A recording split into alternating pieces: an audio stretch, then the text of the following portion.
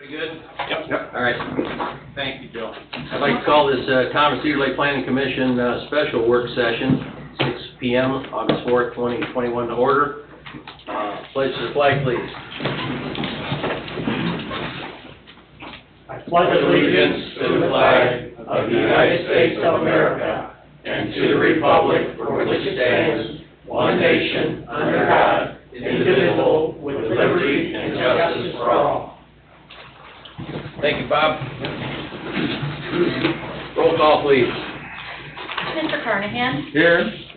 Mr. Foreman is absent. Mr. Sharp? Here. Ms. Dessauer? Present. Mr. Becker? Here. Mr. Kapura? Present. Mr. Wilson? Here. Mr. Oliphant? Here. Attorney Austin? Present. Mr. Everly? Here. Ms. Murr? Here. Margaret Abernathy? Here. Okay, thank you, Margaret. We're going to be working for an hour on the zoning ordinance amendment. This is part of the special work session before the regular work session. Did anybody have any questions on a different note about Rick's sidewalk fee in lieu of language? Anyone? No, I thought it was pretty good. Yeah. I redrafted it. You'll get it tomorrow. I thought I was gonna have it tonight. It is advertised, however, for a public hearing. But you'll have it so you can send it to Okay. comments, whatever you have, Let's, yeah. and then it'll be sent to the town council Yeah. for text on that. I appreciate the simplisticness of it, the original. I don't know what's going to happen after, I'm more concerned about enforceability, Oh, legality, liability, Sure. things that employers Yep. think about. Yep. So, we have two options when it comes to that. Three options. Fee in lieu of. Mm-hmm. We can ask for a fee, we can ask for the sidewalk, or we can waive the whole thing. Yes, sir. Okay. okay, sounds good. Or something in replacement of a fee, like when we got the sidewalk by the high school and from the middle school. Yeah, those are pretty rare situations, but I'm not drafting an ordinance for that exception. that's correct. For no relocation exception. Right. No, I won't Okay. draft a relocation exception in it, but you have the authority, you're gonna hear me say this a lot from now, I feel in the past month here, to impose reasonable conditions. So the discussion you had with the school is a valid discussion. You were talking about the exchange of nothing out here versus something over here, that type of thing. You can do that.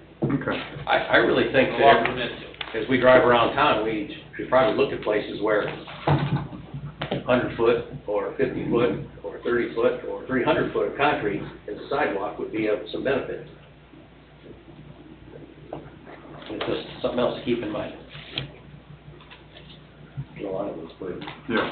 Yeah, I mean, we keep hearing about a bike path, get started, maybe money could be used for, Boundary FG. Creek. yeah. Mm-hmm. Okay, all right, I guess we're in section C. Let's see, page 46, chapter 6. Right. This is where we're at the top, okay? Restaurants, lounges, or clubs, taverns. And my notes reflect that you had decided you wanted to leave taverns in there or add taverns in there as one of the allowable uses under that number. Okay. All right. Bed and breakfast, vacation, homes, okay. Right, and you had said that you wanted to remove hotels, motels, other facilities, so you see that lined out. Yep. And replace with bed and breakfast and vacation homes and get rid of the word tourists. Yeah, okay. All right, does anybody have a issue with this? Anyone? Okay. Section D, finding yourselves permitted, cottage homes, lodges, subject to following conditions. Well, this is certainly happens to be perfectly timed with the conversation we had today, Rick. Mm-hmm. Is there anything here that pops out of you, Rick? Michelle? I'm sorry, Jill? Anyone? No. Everybody's good? If I could take just a second, Mr. President, and reiterate to everybody that what I handed you tonight Yeah. was a hard copy of the first 91 pages of the document. There's another 91 to come, but the Okay. first 91 pages, we've already gone through the first 45. As I've indicated before, that the changes that I'm proposing are bolded, highlighted, italicized, and underlined. Okay. And then that I propose to get rid of has strike-through text. Anything in red is something that I felt like we still needed to discuss before making a change. Obviously, you folks are free to make your comments anytime on what I've proposed, but that's the way I proposed this for changes. So you're telling me to hurry up? I am, sir. I'm trying to be polite. Okay. Very subtle. Yeah. That's my middle name. Yeah. Mr. Subtle. Okay, Your dad never said that. I'm I don't- just saying. I know an acquaintance of his from a long time ago, and his word was not subtle. Okay, anything else on here anybody has any issues with? No. No, everybody's good with that? Okay, then we'll pop over to 47.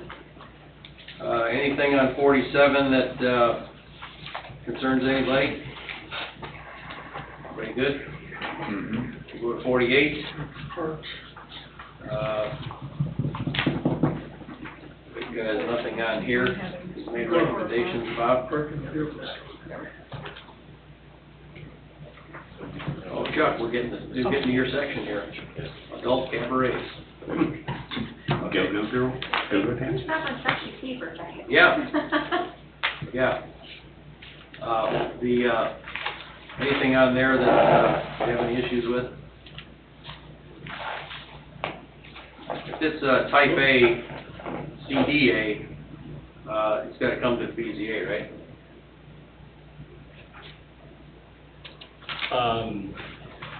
Well, yes, we'll get to that section, Jerry, but that section starts referring to a special use, Dave, and of course, special use is the same as special exception, and we're getting rid of special exception. Right.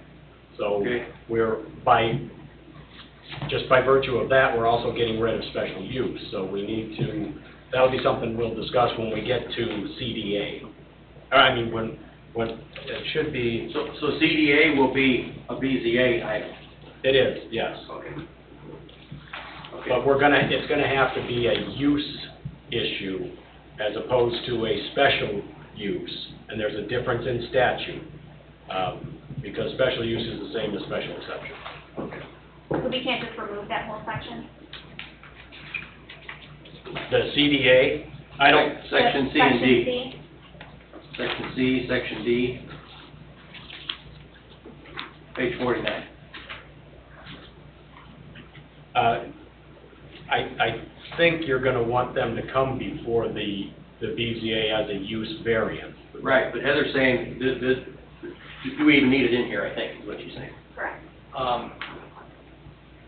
And you're on page 49, you're talking about definitions? Yes. Correct. Yes. For No. the permitted uses. Permitted The whole uses. page. The inclusion acknowledges constitutionally Okay, all right. the right of use under police powers that are promulgated. It's a very delicate walkthrough. Yep. So yes, we have to have it. We acknowledge it, I would but there's a suggest, process. As generic as this is, as it, you think it's generic like I do, Yes, that leaving it is better than removing it. yes, I agree. Okay, page 50. Rick has no corrections on there. Continuing to the next page. Page 51. Nothing on here. Page 52, everything is, looks okay. 53,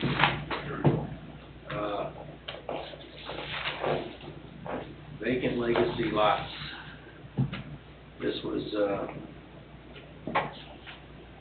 Yeah, this whole thing Jerry, was an attempt to try to, this is created, all of this is created, it doesn't exist right now. And it's an attempt to be sensitive to the legacy lots we have.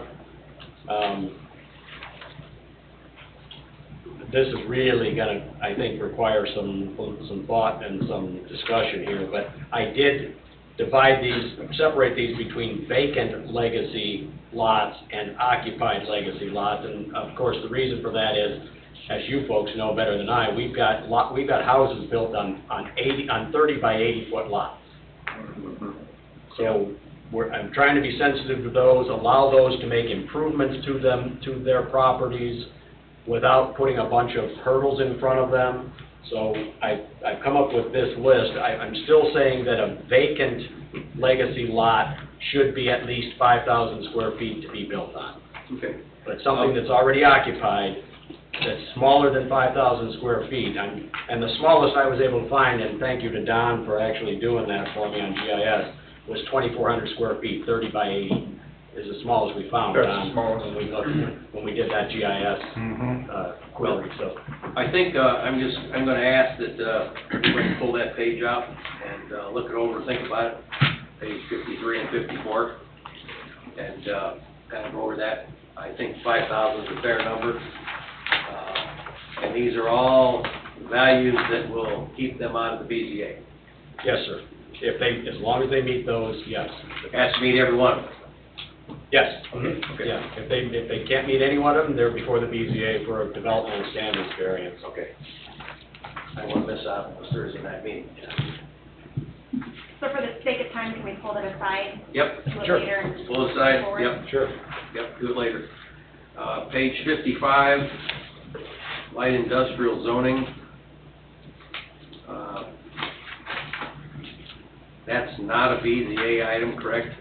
Well, it currently is, and Dave and I have had a difference of opinion on this, and you folks will need to be the ones who decide that, but I believe you should come up with a list that you're simply comfortable with allowing in an industrial zoning district, and just allow those by right.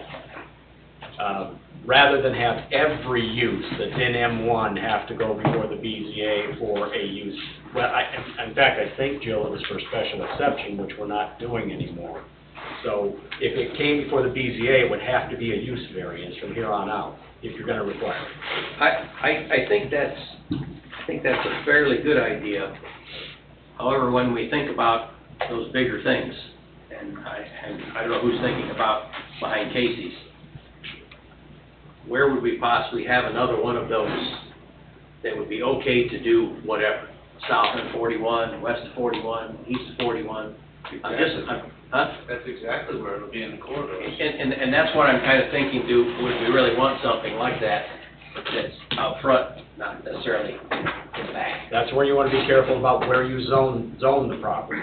So you don't want to, obviously you don't want to rezone something M1 that's in the middle of residential or a farm field that's likely to become residential. So you got to be very careful about where you've got that. I'm not sure, Jill or Don, I didn't really look to see how much M1 zoned property we have now that is not already occupied. I really Not don't- much. I wouldn't think Not much. much at all. No. So I think that's where the safety is, because you and the town council have the ability to decide what gets zoned to M1. So as long as you become comfortable with the list of uses in M1, I believe that's the way to go instead of bringing everything before the BZA. Okay. Are we keeping this wetlands and water course district? Yes. Okay. Sure. Makes sense. Oh, sorry. I respectfully disagree and want to posit the opposite side of that. Okay. Light manufacturing is light manufacturing. It's distinct from most use in Cedar Lake. Most use in Cedar Lake is, well, residential. When we got commercial corridors or on our corridor strips, arterials, everything else is going to be residential. The additional control of review, BZA, if you will, variance of use, or however it's described, makes, to me, on behalf of the community, an appropriate additional safeguard, such that We don't have an interpretation question, we don't have an enforcement question, we have the ability to control things. You saw uses, which are permitted. So, you walk away from it now, you walk away from it, that's the business of the planning commission and the town council. But ultimately, it's the exception that's gonna bite you here. And when it comes in, you look at our code and say it's permitted use, or generically it's permitted use. We start seeing permits being applied for, maybe a one-lot subdivision, maybe a PUD, maybe it's in the PUD that you mandate some of that you'll get site plans and landscaping plans and drawings and like, something we'll talk about later tonight. Or maybe you won't, in the case of a petition we had here 2 weeks ago. I'm trying to think of where, I'm thinking of Richie Teal's recycling center. When I go to Casey's at 10, 11 o'clock at night, and I hear the blowers running, the vacuum system blowing in the building behind there, I know, the residential houses came after. I get all that. But a blanket M1 storage of toxic materials, there's so many varieties of that. I'm just trying to think where we would put an M1 that wouldn't be bothering somebody without some control. If it's a good use and it's a quality developer or end user, Yeah. a good business plan, they'll be able to walk through here like Sherman through Atlanta. If it's not, it's one of those marginal type, wing it type businesses, and I've seen a bunch of them, and some of you have too. Yeah. It isn't. And you lose that layer of protection. I had proposed, which I never got the success of getting approved, I want the industrial park to go all the way down to 141st. And then I wanted 141st to be commercial, just like 133rd. Up to 41. Yeah. Like But, that sale, Bob. yeah, but that was before all the developments there, Yeah. but I Well, never you're gonna get part of 141st though. You're gonna get the west end commercial. Probably so. That'll all be grafted in the very near future. Yeah, my point is just that you have, it will take a rezoning to get to an M1 stand anyway, which means they're coming to you and the town council, as opposed to a use that that goes before the BZA and the town council. So there's two hurdles then. There's still two hurdles either way you look at it. But Dave's correct, if you decide to go ahead and rezone something to M1, because you think the area is right for it, and maybe our comprehensive plan says here's where light industrial is, well, then, when a use goes in that fits one of these that's on the list here, it can simply go in. So maybe if you want to leave it as is and have every M1 use go before the BZA, you certainly have that option, and that still has the two hurdles that it's got to go through. If you decide to just create an allowable list of uses, then you can create that list of uses that you feel you're comfortable with, just allowing by right. So you can do it either way, but I don't think you're going to have a lot of industrial type developments proposed in the future. And I know Dave and I have both talked that he and I both are fans of planned unit development zoning anyway, which gives you a lot more control than just a straight zoning, whether it's R1, R2, B2, whatever, or M1. The PUD gives you that kind of control, and if you get a proposal for an industrial development, they can certainly be encouraged to seek a planned unit development zoning as opposed to a straight M1 zoning. That's what I would do anyway, because I think it gives us more protection. I hate to sound like my predecessor, but this is a resort community, so anything M1 could bother anybody. Right. That behind Casey's, they were doing tank washing back there. And that had to be looked over, scrutinized, inspected. I mean, it was a lot of staff time to chase that. But just by way of example, from the east side of Cedar Lake on a clear, nice night, at 2 in the morning when the train's running, it's like it's in your room, it's in your house. Mm-hmm. if you'd like to take a good look from the east side of Cedar Lake to the west side of Cedar Lake, I'm picking on the east side right now, west side. You're on the east side now? Yeah, you got it. Okay, got it. You can see the lights on the top of the water tower and the tank. You know, you can contemplate, and we ought to be hoping that we see a heavier type use along the railroad corridor, south of where it's at currently, south of the middle school. Well, that's where I see, that's the Part of only the place I see annexation M1. plan, it was part of the annexation plan that was made here. It was also part of the contemplated development of the Vancouver, Canadian, who are they, Chinese? Canadians? Hong Kong, No. they were Chinese folks from Canada. But they came here, they had some crayon drawings, albeit they were crayon drawings, but they spent some time in some degree of due diligence. It shouldn't surprise us if somebody walks in here and does it. I saw in the paper, I know you all look at the same things I look at, in the classified ads, they've got acres, hundreds of acres, that are being proposed for solar farm use in Eagle Creek Township, right now. Yep. Public hearing before the county BZA in 2 weeks from tonight.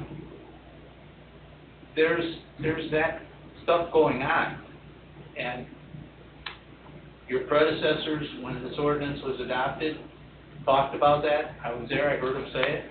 The reason it's in the ordinance, let's add, if it's responsible, it won't have an issue. We'll be happy to have them wave the green flag. If it's a problem, we've got an avenue, and zoning is huge for the control. It's the basic control. So, So what you need to look at on in chapter 7, page 55 is B1, and currently it still says, all uses within this light industrial zoning district shall be permitted only upon a receipt of authorization with a special use permit. If you're going to continue that, you just need to change that to use variance. Or if you're going to eliminate that and create a list of allowable uses that you're comfortable with, we would need to get rid of that paragraph. So whichever way. I think leaving it alone. How many M1 issues do we see at the BZA? Not a whole bunch. Yeah, not like fences. I don't remember the last one, do you, John? I don't remember either. I mean, it's been a long time. Yeah. Orders is M1, Cedar Lake Storage. That would There you go. That's why. There we go. Yeah, there you go, yeah. Yeah. Trying to get it dialed in. Yeah. And the only other thing was your PUD that you approved, that didn't go through this process because it was a PUD, the CLBD, Lakeview Business Park. now, Yeah, so. whatever, yeah. So if you leave it alone, leave it in there, then I just need to change that special use Well, permit to. I'm gonna say just change it to use variance, and let's leave it alone. If it becomes a problem, we can change it. Got it. I'm just not seeing it being an It's agenda not item gonna be, very often. yeah. Okay. Use variance is what, Yeah, next has to be changed to authorization with use variance. okay. Right. Board of Zoning Appeals. Okay, page 56, where's a whole bunch go, special use is gone. Yes. Section D, nothing there. I had a question on Yeah. section D, minimum lot area and width. We have 20,000 square feet, 125 feet at the building line. Hold on. That's on page 57. Page 57, 57, okay, number yeah. 2. Yeah, number 2, got it. And then in B3, we increased that bulk requirement To 40,000. to 40,000. So your question is, are we Do we want leaving, to increase it or leave it at the 20,000? we did talk about this a month ago. What Yeah. was, You increased the minimum lot sizes in your B zoning districts. Typically, in light industrial, it occupies a larger space, so typically, you'd have a larger one, but 20,000 square feet is what B3 was. Correct. Till you increased it to 40,000 square feet. So Jill, just wondering if you want to do this, make the same change to M1 that you made to B3. You wanna make it 40,000 or leave it at 20? I would say it should be 40 then. I would too. 40? Yeah. Everybody like 40? I think I like 40, yeah.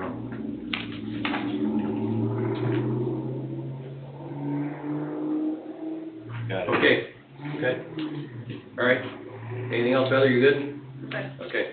Number 8 is, being gotten rid of. Yeah. Page 58. Everything on here, everybody's good with. 59.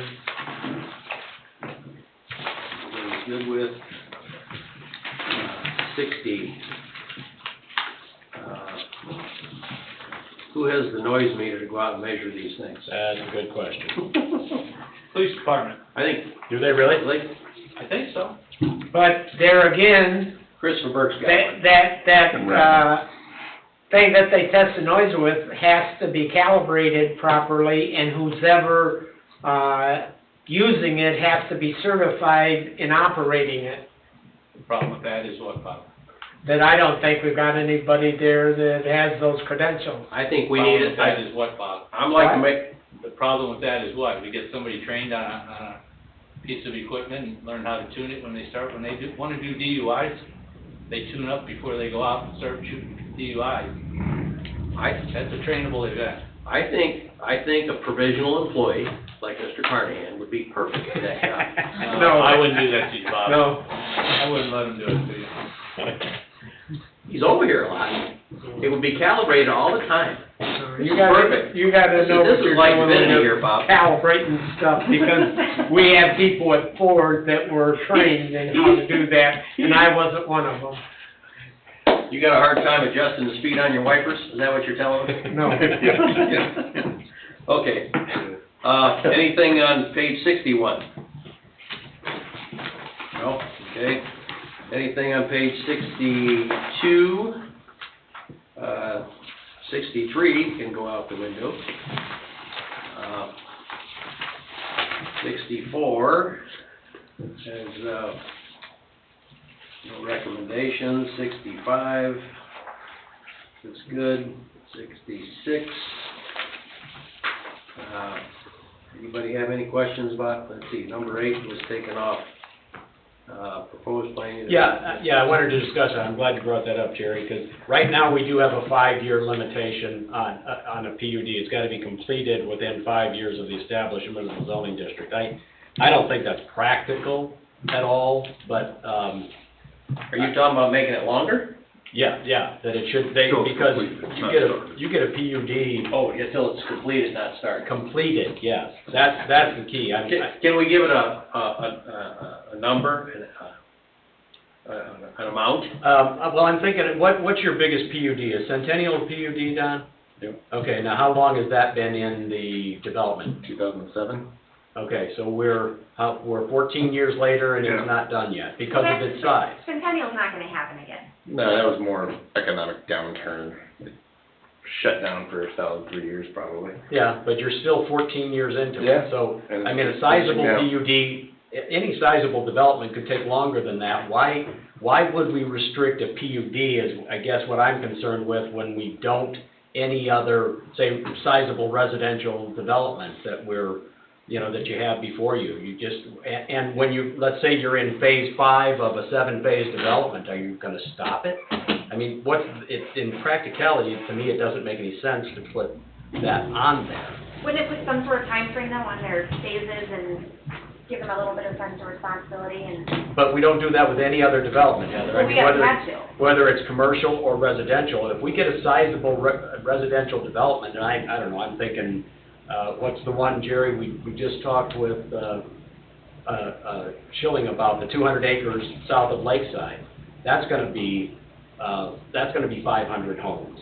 And to think they're gonna do that, 100 homes a year for 5 years, I don't think it's practical. And yet, we're not putting a 5-year time limit on that if it's a standard development, but we do it on a PUD, I don't understand why we do it. You put a start clock on it?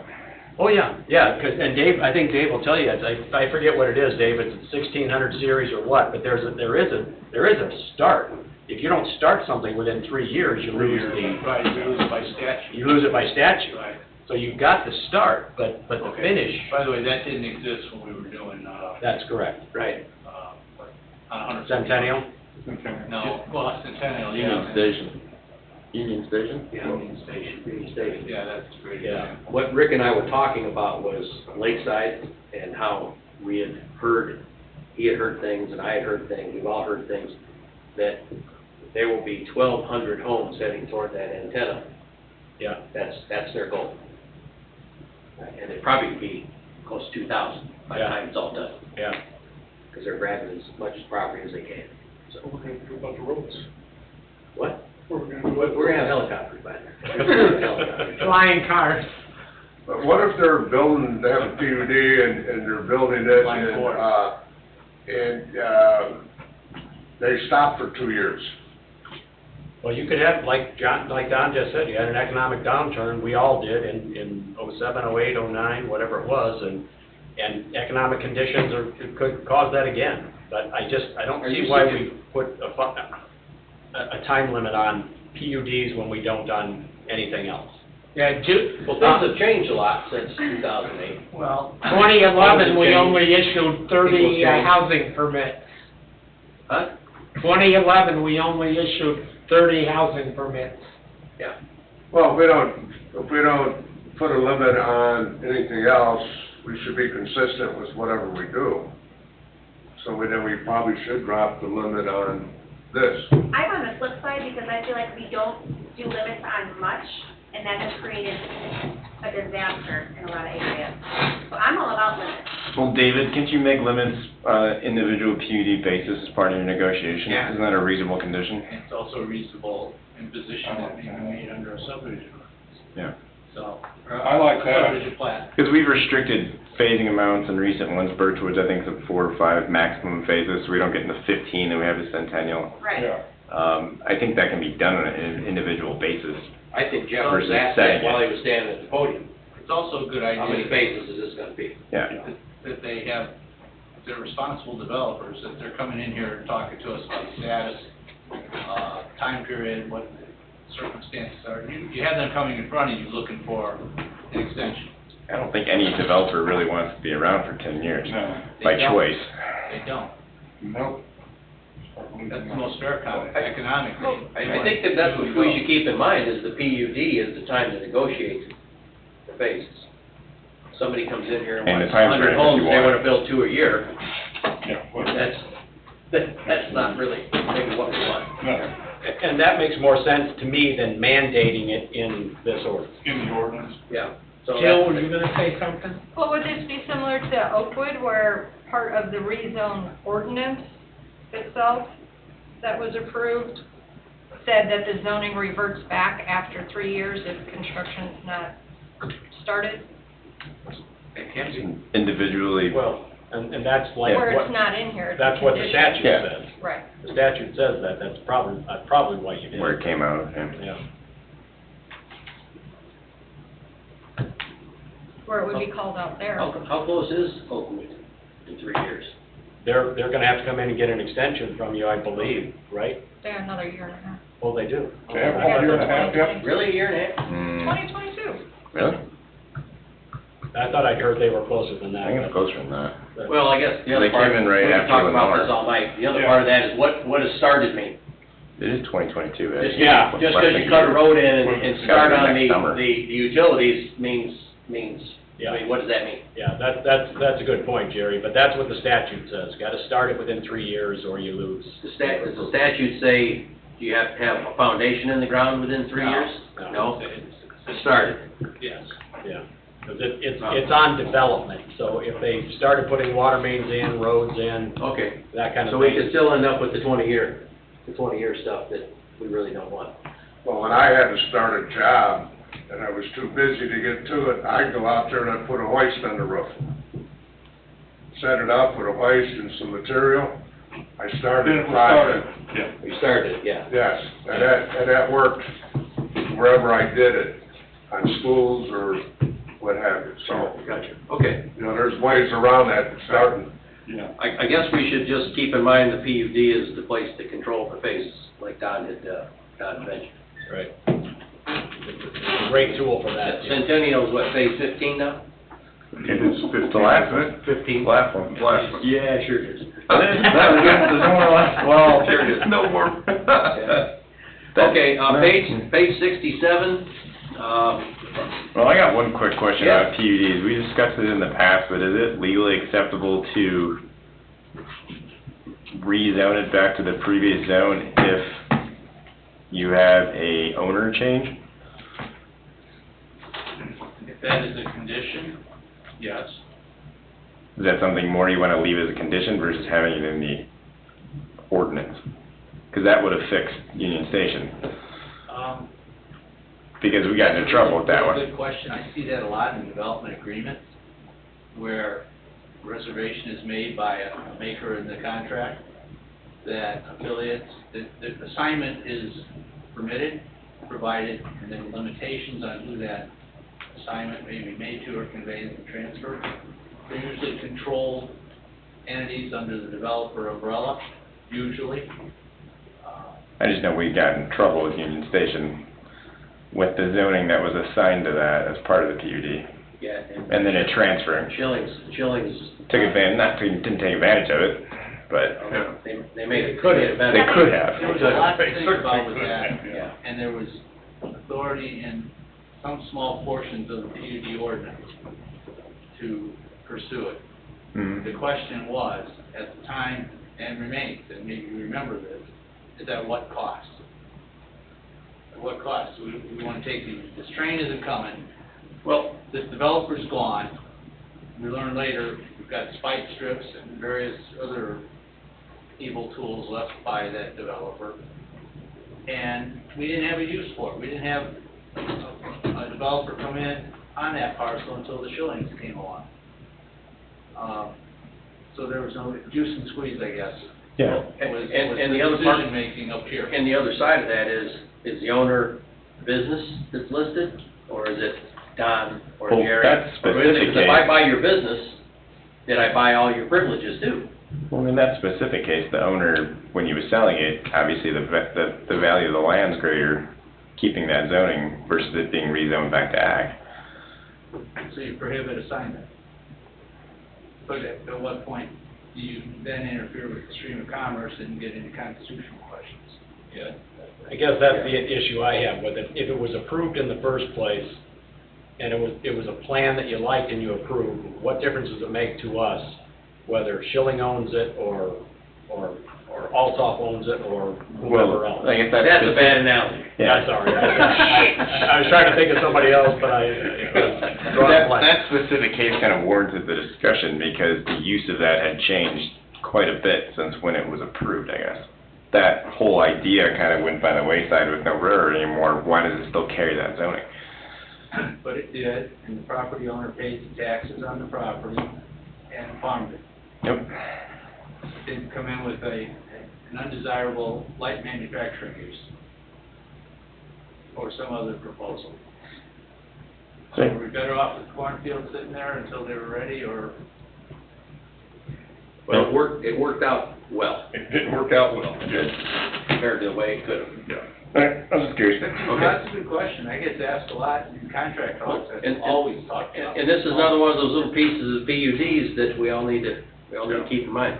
Well, please remember, you may impose reasonable conditions. I'm gonna get the recording for that, but you may. Okay. Page 67, permitted uses, PUD, a lot of stuff gone here. These are things we've already made changes on. Off-street parking, is that like, best analogy I can come up with is, the ministry's parking cars in the field at 137th and then golf cart people to the lakefront? Is that off-street parking? What is? Yeah. Any parking lots off? Any parking lot, yeah. Any parking lot. Any is parking off-street lot, parking. yeah. Okay, all right. Okay. Page 68, private streets, nothing here that strikes anybody strange. Let's see, we've got page 70.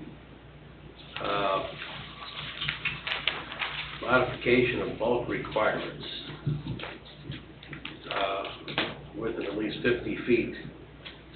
Okay, this is vacant lots, Rick? Yeah, this is where I'm trying to make this consistent with the new language for legacy lots. Okay, all right. Well, making it bigger can't hurt. Page 71, front yards and through lots, let's see. Address assigned as a through lot, okay. That's an issue in general, Jerry, that I really want to address, because and Dave and I've had this discussion privately, but we treat front yards, I don't think we define front yards correctly. If you've got a corner lot, and you're addressed on 133rd, and you're on the corner of 133rd and Parish, whatever, and you're addressed on 133rd, that's your front yard. We treat the side yard as a front yard. Now, I understand we want the same setback on a corner lot, but we shouldn't treat it as a front yard, in my opinion. You have one front yard. And even on a through street like we've got in Lynn's Way, I don't know what the interior street is, but Parish is the exterior street, and those lots front on have double frontage. And we treat those yards as both front yards. And we need to pick the front yard and define it, and not treat the rear yard as a front yard on a through lot, or the side yard as a front yard on a corner lot. And I think that creates a lot of confusion. And this language you have here in section 4, you feel takes care, I'm sorry, section 2 on page 70, you think that takes care of? That's an attempt to take care of it. That the address, that where it's addressed determines the front yard and all the rest of the yard, sides and rears. So we still have the wide second fronting road, but it's more considered a wider side yard setback. It is. Without the restrictions on front. On the corner side yard, it is the same, that setback's the same as a front yard setback. It's just defined as a side yard. Yes, Okay. yeah. But then we get into fence issues on side yards. And you can still restrict the fence to the side yard building line.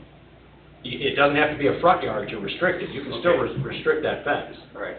Yeah, yeah, absolutely. I'm not trying to eliminate that. Yeah, because that's where that's what we see all the time. Yeah, but my heart sort of goes out to those folks that just in the short time I've been here, that I've seen have had to come to the BZA for that fence in their backyard.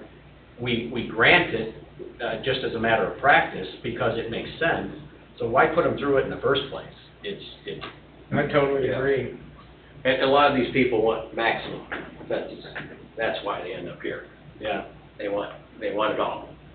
They want to go, yeah, 6 feet from the sidewalk and yeah. No, I agree with on you. the side of their house. Yeah, So, yeah. okay, page 71, back to the same thing we've been talking about. 72,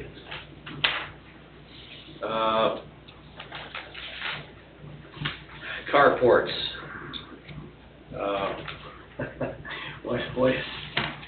What is a carport?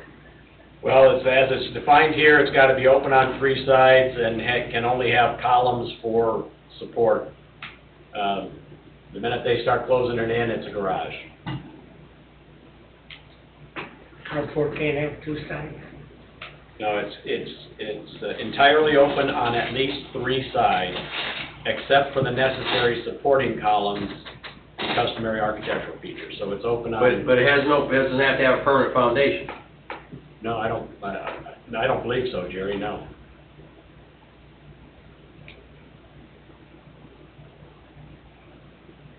Wow.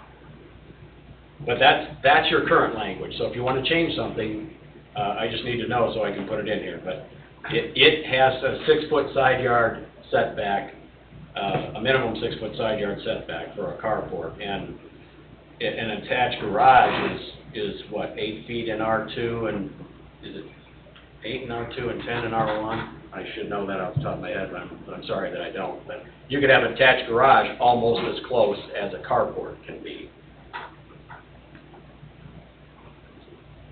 Whatever you want to do with that, that's your existing. All this language. time, I thought carports were a no-no.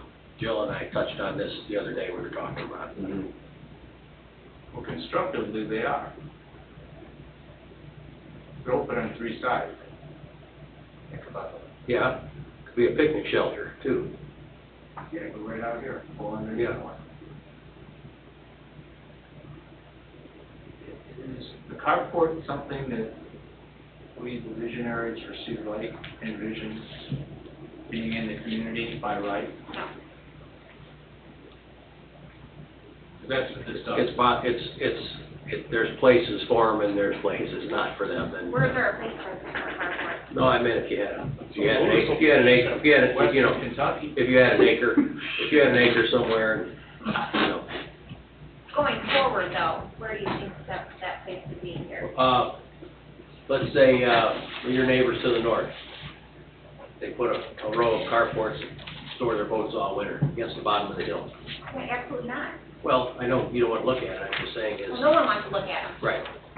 So where's the? Or the bright blue plastic on the boat. That's my point, so why, like, Make them does all it need to be in here? Should a carport be an option? It's not built, I mean, it's not built like a garage, you know, although So like a tent. yeah, yeah. Well, according to this, carport cannot be in the front yard. Shouldn't be anywhere. Well, according to reading this, it says carport's allowed in the side yard. Okay?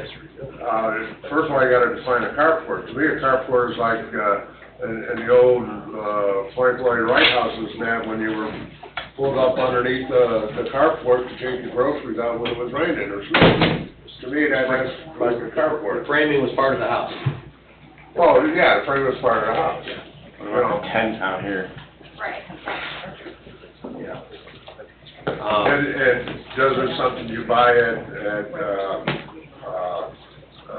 Home Depot, and you put a couple stakes in there and put a canvas over it, you know, they sell those kits, like, if you're having a party and you put up a tent, you know, I've seen those around here too, where they're using, as a carport Would you, in the front yard. would you research, some clarification on that definition, from perhaps somewhere else, Sure. north, south, east, or west?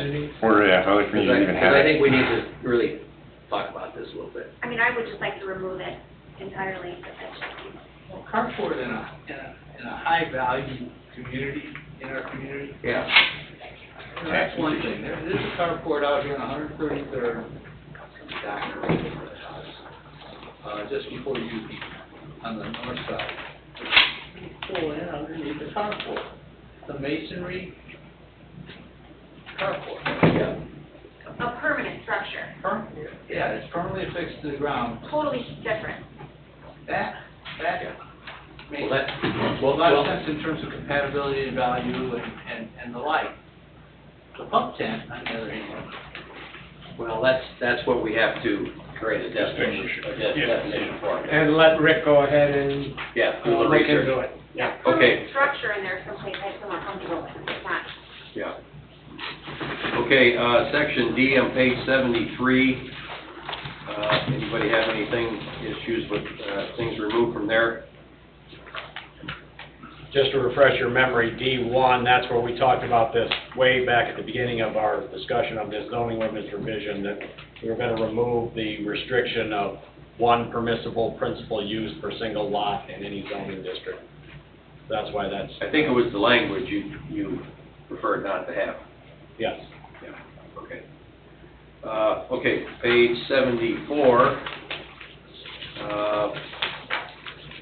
Nothing on there concerns anyone. Page 75. Nothing there. 76. 77. 78. 79, page 80. They're trying to get through all of it, huh? Hey, listen, I don't like anybody referring to me being slow. It won't work. It won't work next time. Let's see, page 82, page 83. This parking schedule, Rick, is pretty much, stays the same? Yeah, the change, Mr. President, is for the schools, if you'll notice on page 84, those bolded entries there.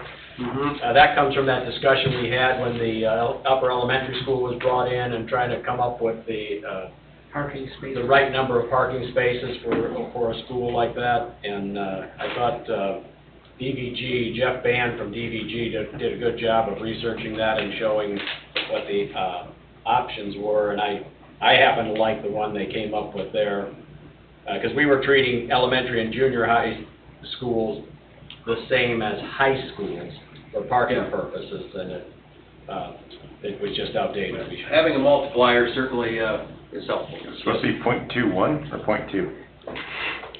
.21 is what his ratio was, No, yeah. 0.2. It varied, Don, as I recall, from .16 to .27 or 8, something like that, so that was the We middle of just the road. rounded off to .2. .21 seems kind of exact. This has in the first line, it has, tourist homes. Do we want to eliminate that tourist like we did before? Where are you at, John? The first line on the parking schedule. First line on the parking schedule. Good catch, John. Hey, what do we call those, Margaret? Vacation home. Vacation homes, okay. Thank you, John. We'll have to go through this again, John. You're going too fast. And I'll change that .21 to .2. Got it. .21 will only be for that though, Don. You'll never forget it. I do In a think class one in space college. for sleeping rooms for a vacation home, like, a vacation home would be the same as a motel, in my opinion, but. You think that's too much, Heather, or? Well, yeah, I mean, a vacation home, you're gonna have, there's 4 bedrooms, you might have a couple with 3 kids. I think that's a little much, but. I also Okay. don't know how big of a problem that is. Well, we could have a separate, well, but by the same token, you could have 4 different rooms. Yeah, you gotta have 4 couples. Normally a driveway can park 4. It's a 4-bedroom house. You normally can fit 4 cars in a driveway. Well, I was gonna say, could we give it a car maximum? What do you mean a car? Maximum amount of Maximum vehicles. cars? Maximum cars that are available parking. Well, worst case scenario, they park on the street and get a ticket.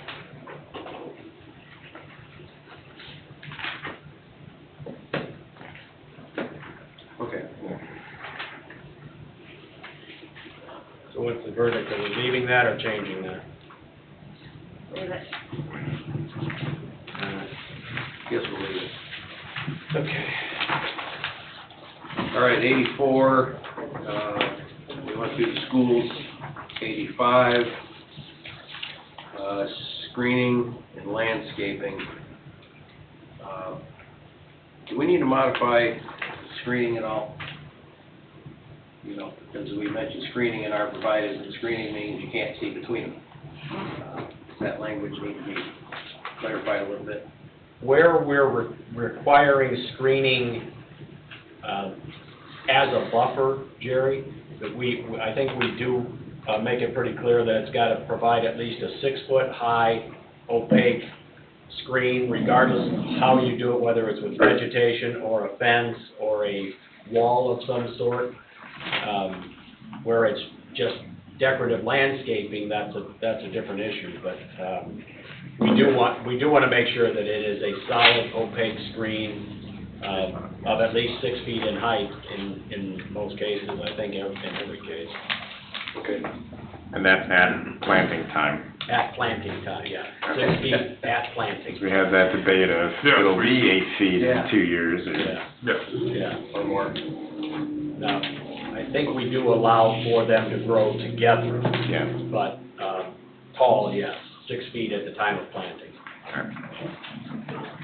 Okay, 85, anything else on there? 86, anything else on 86? 87. Anything there? Anybody has an issue with?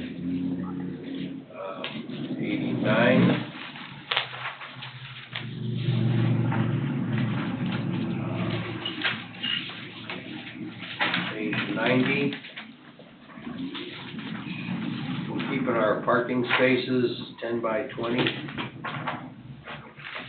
Yeah, I haven't proposed changing it, Okay. Mr. President. Okay, page 91.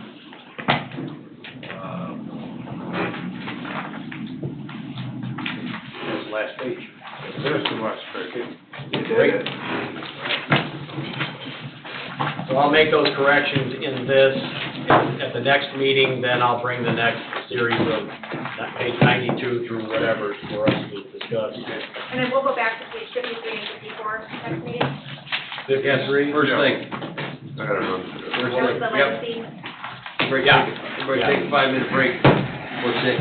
Okay, the other one, Jim.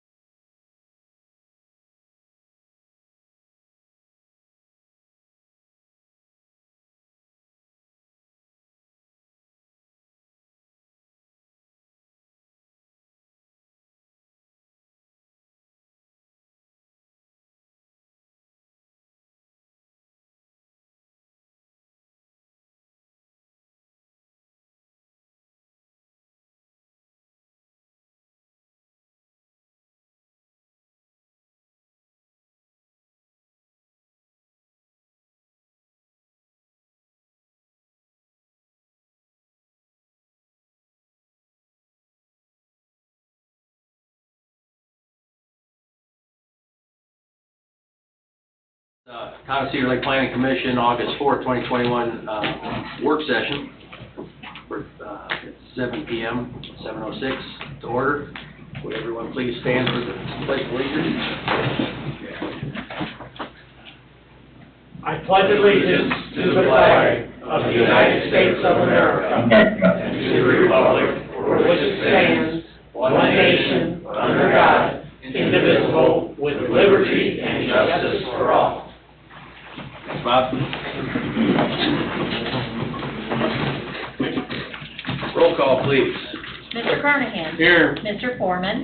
Present. Mr. Sharp. Here. Ms. Sessauer. Present. Mr. Becker. Here. Mr. Kapura. Present. Mr. Wilkening. Here. Mr. Oliphant. Here. Attorney Austin. Present. Ms. March. Present. Margaret Abernathy, present. Thanks, Margaret. We'll jump right into this. This is a special work session. We've gone through the 6 to 7 exercise. I'm going to move this agenda around a little bit. Not much, but a little bit. The first item I'd like to discuss is item 3, the Harding final plat. Petitioner, please come to the podium, please. Name and address for the record. Bernadette Harding, 934 Jordan Circle, Sherwood, Indiana. Okay. The property is in the vicinity of 8025 West 126th Place. Petitioner is requesting a final plat for a one-lot subdivision. Mr. Austin, everything is good so far with this? So far, Okay. the only question open, I thought, was the Address. issue of sign addresses, Okay. or property address. Property address. Yeah, that's what's complicated this a little bit. How is that coming along? We've assigned an address of 8031 West 126th Place. We received the final plat today with the updated address, after some discussion on what that address would be, and Don's report is in there on his preliminary and final plat review. So we would anticipate this being ready for you for your consideration at the August 18th meeting. Okay.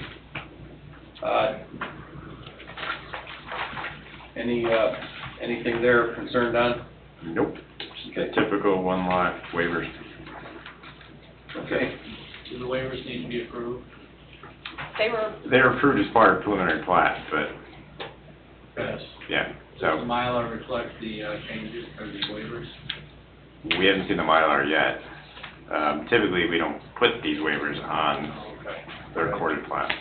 Street addresses were. Yeah, street address will have to be amended, but he submitted something on that, we were good with it today. Is there any reason to believe that this won't be, everything won't be ready by 12 noon, August 13th? It will be ready. Okay. Anybody have any questions? No, sir. No, sir. No, sir. Okay. All right. See you in 2 weeks. Thanks for coming. Thank you.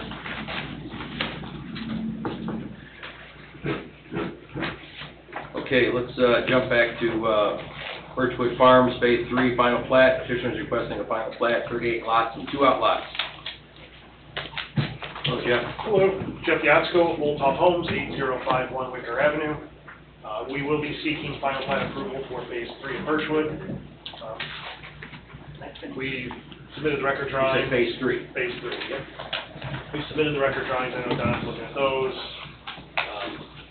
Everything's paid, utilities are in, so. Okay. Don? Yeah, we're kinda Anything outstanding here? We're getting through the record drawings, we'll have a letter of credit value and all that jazz ready for you in 2 weeks. This does include the second entrance, the north entrance, and I believe, yeah, it's all paved, the XL detail lanes are in. So yeah, it should be ready to move on in 2 weeks. Okay. Mr. Austin? Everything good? Okay, the commissioners have any questions? No. Building department, anything? Everybody's good? All right, let's make sure everything's, here soon. The deadline's gonna be, 12 noon on the 13th, for your information. Okay, thanks, Jeff. Okay, item 2, Centennial Phase 13, convert performance letter of credit to maintenance letter of credit. Vicinities 141st in Parish, Cedar Lake, North Centennial Development LLC, petitioners requesting to convert performance letter of credit to a maintenance letter of credit. Don, is that, We are good. We're waiting on some revisions to the, I think, Detention Basin 5, which is the one up on the northern part near Tradewind Place. Those were corrected, so we recommend this be rotated into a maintenance letter of credit for a period of 3 years. That amount would be $121,699.59. okay. You're good with that? No questions? No. Okay. Anybody have any questions about this? No, sir. Okay, all right. See you in 2 weeks. Thanks, sir. Okay, going to jump to item 4, final plat, one lot subdivision. Owner petitioner Rob Henn and Sons Construction, P.O. Box 502, Cedar Lake, vicinities 13424 Wicker Avenue. Petitioner is requesting a final plat for a one lot subdivision. This is the all-tire property on 41. Hello. Good evening. Good evening. My name is Ryan Maravich, DVG team, 1155 Troutline Road, Crown Point, Indiana. The final plat, it is my understanding that the review has been completed. We've created Mylars, they've been signed, I believe the town has them now. So I think everything sounds like it's in order. Okay. All right, and that other caveat is Yes. you can take care of, okay. All right, Dave, any questions? Don? We are good with it. Commissioners, anybody? No, sir. Rick? Yeah. For the record, I had a typo on the agenda. It is 13324 Wicker. 133, Wanted to 134 clarify Wicker. that for the record. The record reflects change to 13324. It's only the agenda that's the problem, right? The Correct. application, Just the agenda. all that. Yeah. Yep. Just the agenda. All right. Okay, no other questions? Okay. Everything's good. All right. Thank you in 2 weeks. Thank you. Okay, item 5.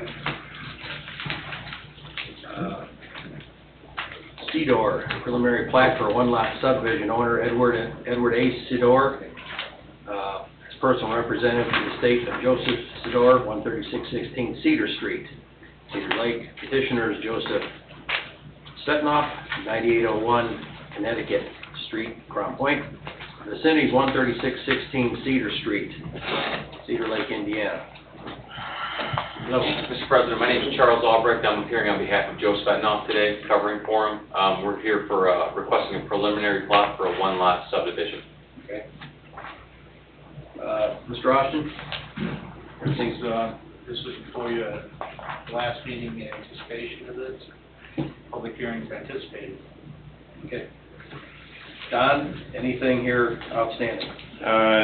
No, we issued a letter on the 3rd, kind of summing up our preliminary plat review with the standard kind of waivers for one lot subdivisions, and that any future site plan on the site be reviewed to essentially address an existing drainage concern in the area. But And that detail will be in the file permanently? yes. Okay. All right. Building department? Exactly what Don said. Okay. Okay, commissioners, any questions? No. Everything's good. Only question, like you Yeah. said, if they sell the lot, the next person's already gonna know, they're gonna have to go to the building department with. I mean, they would have to do it regardless. Got to be reviewed at the building department level, no matter who it is. Make some notation on that plat would help. I would say yes, but I'm not sure how to term it, I guess. We've got 2 weeks to think about it. Yeah. Primary plat only. And we've done that in the past for special cases like this, so, yeah, I need to think about it. What would be appropriate, I guess. Only big part. Primary plat only is being held. Yeah, Yep. something about it. Something about impacts. Impact Somebody review. will see, there'll be buyer. Yeah, they can adversely affect. Just so the buyer knows. Yeah. That was discussed with Attorney Svetnoff from the very first conversation Jill and I had with him. Okay. This is a very sensitive piece of property because it's bowl-shaped with, the stormwater outlet is difficult at best, problematic at best, so. And everything around it's affected also. Yes, sir. Yes. All right, does anybody have anything else on this, Sedor item? No? Okay, Chairman. Yes. I heard very twice in that sentence. Is there something we need to be concerned about with this parcel? What do you mean? Well, just that it's low-lying, and that Don has said several times, and we have as well, that we are going to be very careful in dealing with whomever is building on this property. There is a storm drain back there, but we're going to be very careful. Floods over there all the time. I just heard very for the third time. There's no flood zone on it, Dave. It's not an A-zone property, but it's a bowl-shaped property. So we're going to be careful with our review of this. Not that we aren't always, but a little extra on this one. Yeah, this is more, I've got West 136 on my brain when I heard Barry 3 times. I guess this is a little more important than a He's dealing sticky with the note storm. or a reminder. Storm board, Yeah. for quite a few times, times over there. I mean, this isn't about preventing a transaction No. or making a lot of record, but if it's actually gonna be developed into a single-family home or a project of some kind, Well, I mean, Don- this Don- doesn't change it. We actively review any site plans in these pre-platted subdivisions for the last several years now. So it won't even be missed from our normal process. Correct. there you have it. Yeah. All right, well, if there's some language of some kind that can be added. Yeah, I think we did one in Surprise Park actually, years ago, that was in a similar drainage issue. Non-trust. Yeah, so we'll probably likely come off of that one a little bit. In Don we trust. Non-trust. Don we trust. Okay. All right, do you have anything else? No, sir. No? Everybody's good? Good. All right. Thank you. Have a good night. Thank you. Thank you.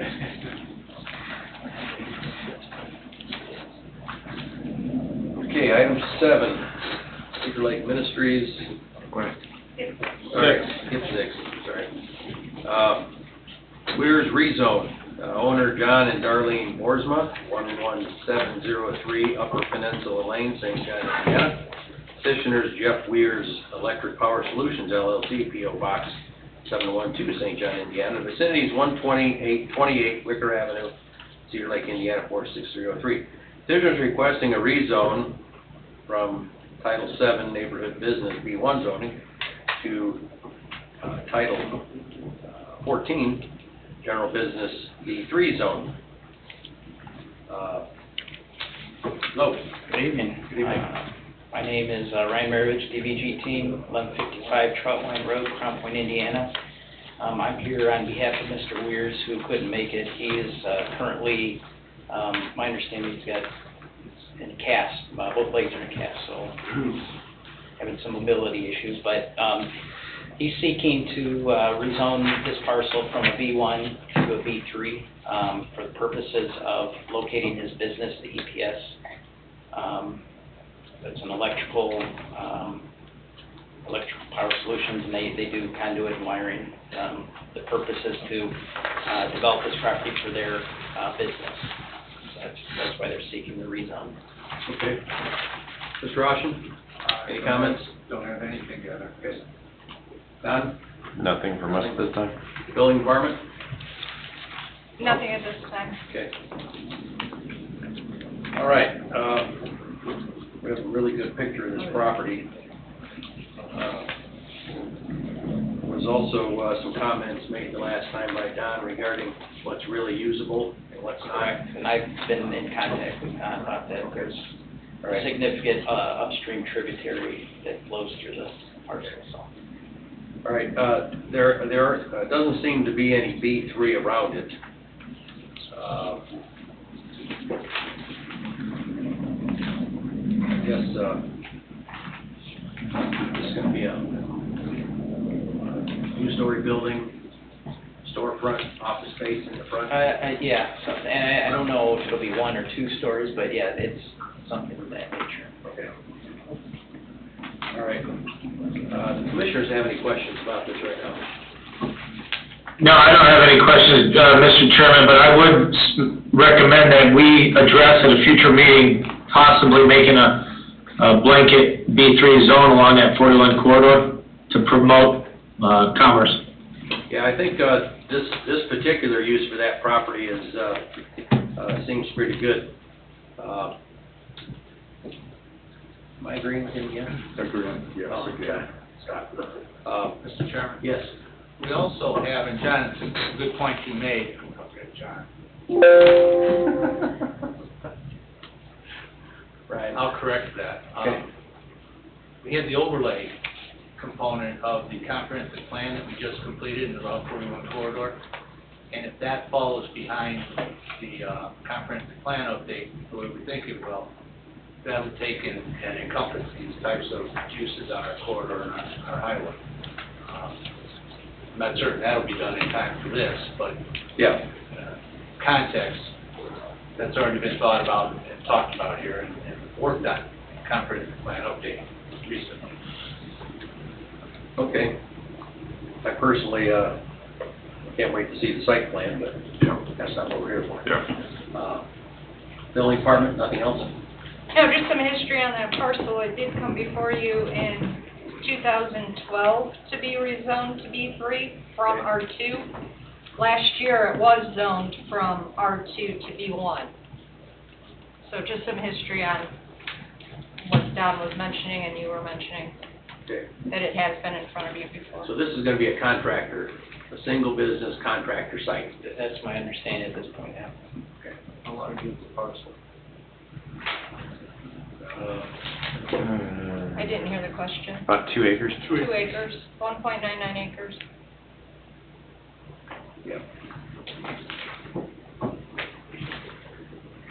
Well, I don't, there are no surprises.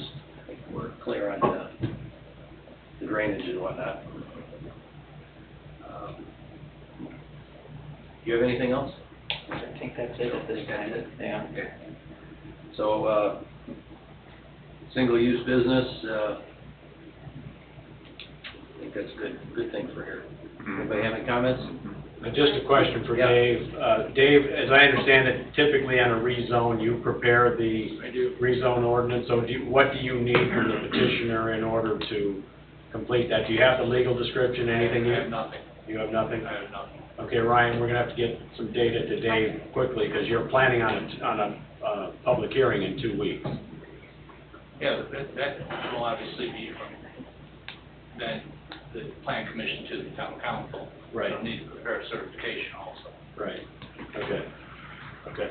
So this is not likely to be in front of us in 2 weeks? No, No, it sounds like it's advertised. yeah, it's advertised, it'll be in front of you, but Dave will need to prepare the ordinance for the council meeting Yeah, that's subsequent to your meeting. Okay. Yeah, I'm sorry, I didn't mean to imply that the ordinance had to be ready for your meeting, but it does have to be ready for the subsequent council meeting. Or soon thereafter. Yeah, right, right.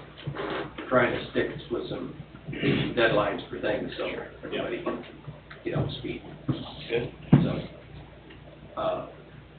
we're all good? I think everybody's good. Thanks, Ryan. Thank you. Thank you.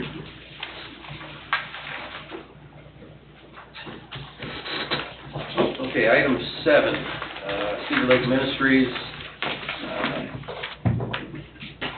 Cedar Lake Conference Association, PUD amendment, rezone preliminary plat, petitioner Cedar Lake Conference Association, Cedar Lake Ministries, 13701 Lowerman, PO Box 665, Cedar Lake.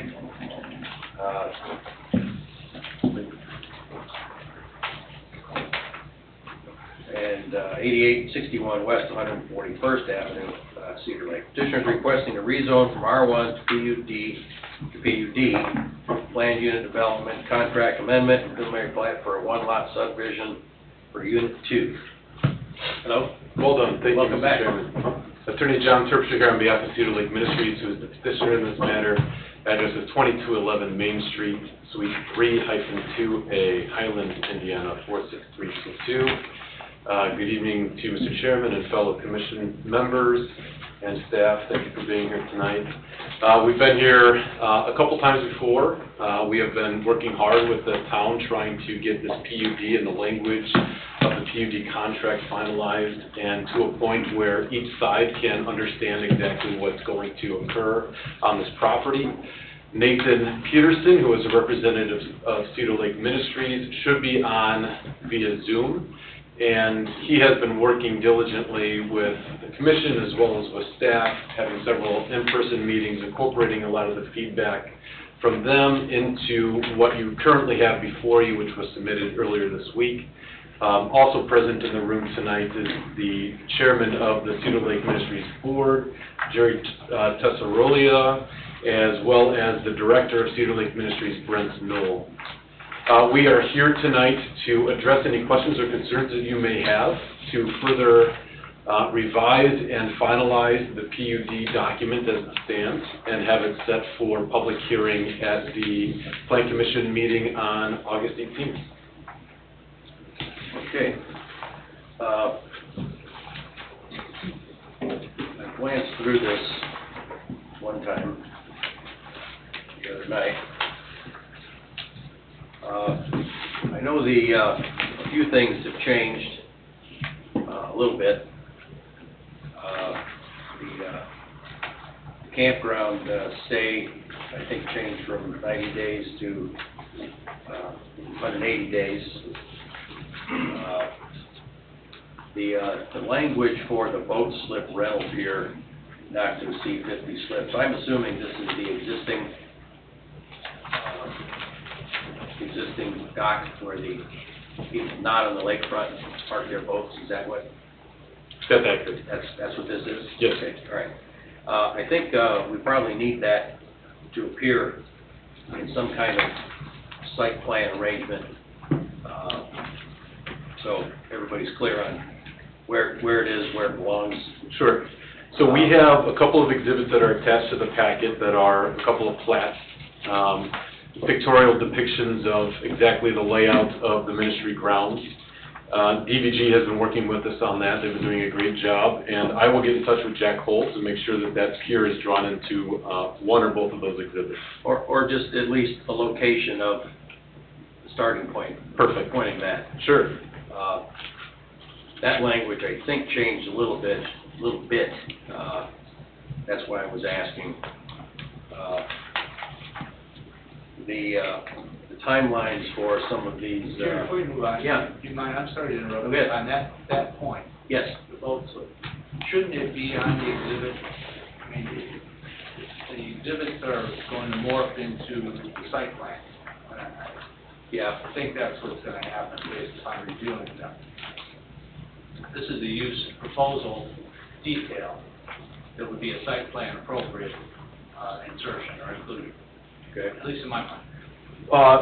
Mr. Austin, I would 100% agree with you because the exhibit is tantamount to understanding the application of the PUD itself. So I think that the pier does need to appear on the, yes. For once, you and I are on the same page. Can you believe that? Move on, sir. Oh, my goodness. Mr. Austin and I get along. You know, something's going really good. He's always got to, you know. Gonna open his mouth again, I'm just kidding. No. All good. No, I think that if anything, if the placement of things, you know, needs to be reiterated, the campground's not moving, we need to make sure that's on there where it is. Certainly. The timeline for some of these repairs, Mr. Everly and I talked about this a little bit. They seem to be rather reasonable. Mr. Austin, anything else at this minute? I'd like to say, you probably don't want to get into that. All right, well, okay. Jill, Rick? No, sir. Nothing. You and I have had that discussion you referred to, and There's a lot of legal stuff to get dialed in here in 10 days. Keep that in mind. Don, do you have any, I mean, we're still looking at it. One of the notable additions to this package was the southern line.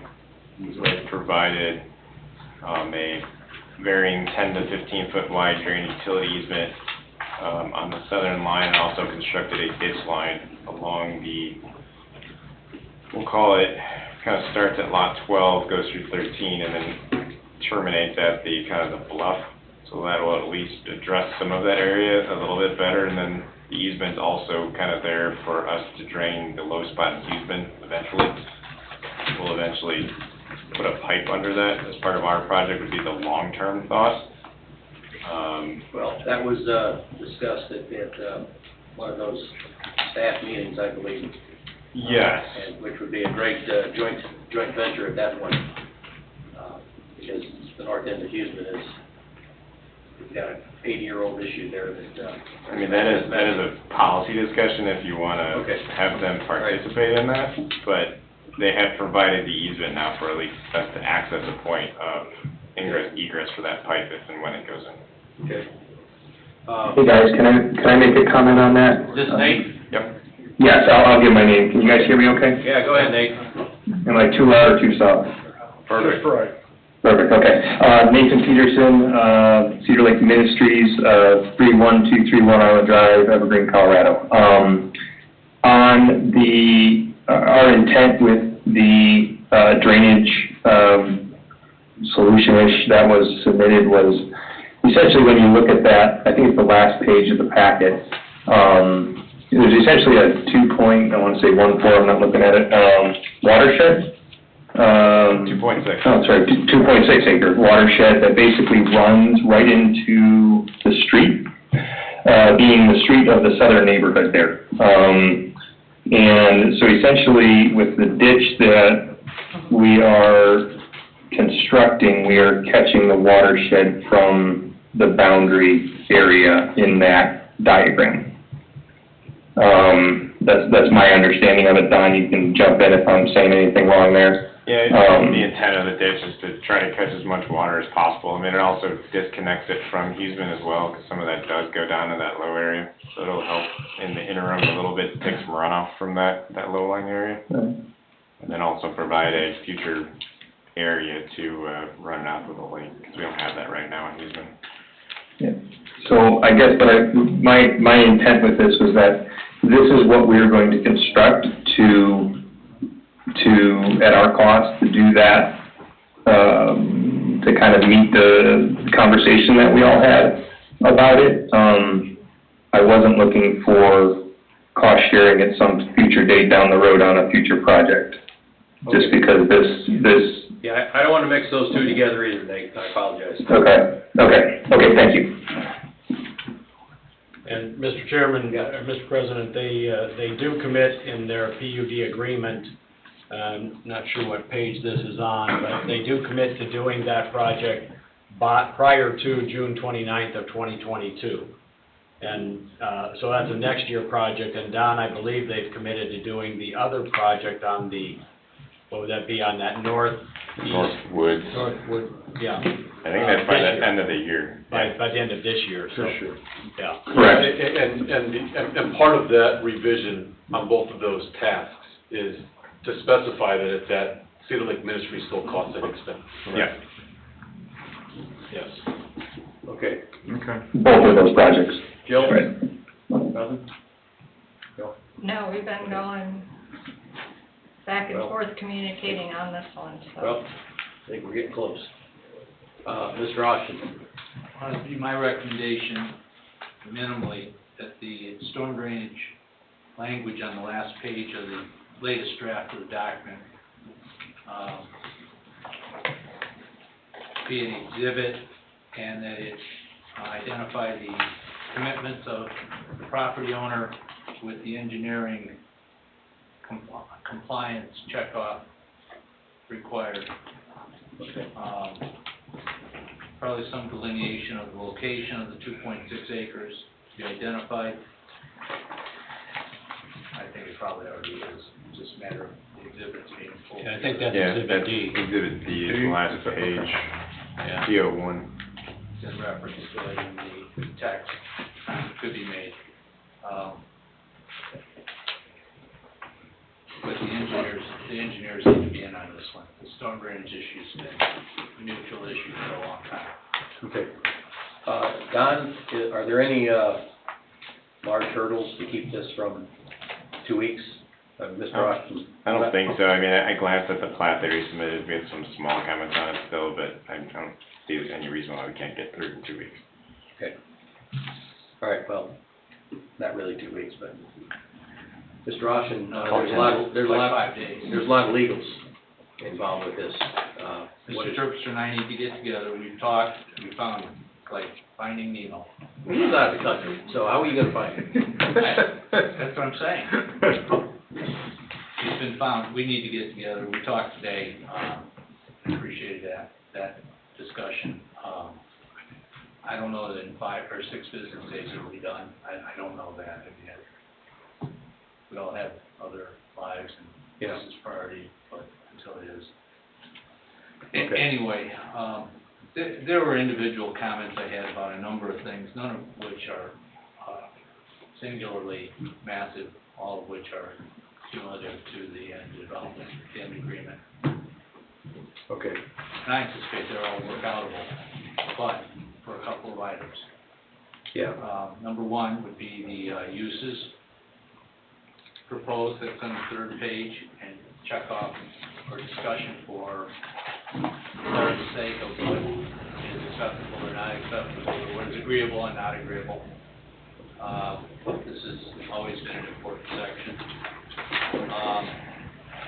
Some discussion, and by the way, that kind of was triggered last night at the council meeting. We had a citizen talk to us about the use of the property, use of their property, park use on Kiwanis Park, and the availability of course, at the ministry's property, soccer field, basketball courts, and all that stuff. So what we know now is it's open space. What we also know from this document and dialogue over time is there's some proposed or some contemplated uses going forward. That needs to be married into the PUD language, the site plan and location, structures, and the like parking, ingress, egress, needs to be confirmed as part of that. I'm thinking we got one really, really good shot at this, and it's right now. And it would be good for everybody if we get it. So, the schedule, the bulk standard schedule, we need to use this with every one of our PUDs. Everyone coming in should have this as a template. Criteria, of course, is yours. But I'm talking about format and identification of things. These are good. I reserve the right to the copyright. Jack already did. Beat you to it. I'm just kidding. Thanks, Dave. There's some language update that is needed about things such as accessory structures, manufactured housing, non-conforming buildings. We're about to change the code. You spent an hour tonight, and we spent a dozen hours this year working on the town zoning ordinance and its amendment coming up. So some language that will incorporate future amendments or replacements. It's going to be a replacement zoning ordinance, effective. Okay. So some language about that will be important. So you're going to actually repeal the ordinance that's in place now and replace it with a new ordinance? Yeah, under Okay. 604. Okay. 3674, 604. Okay.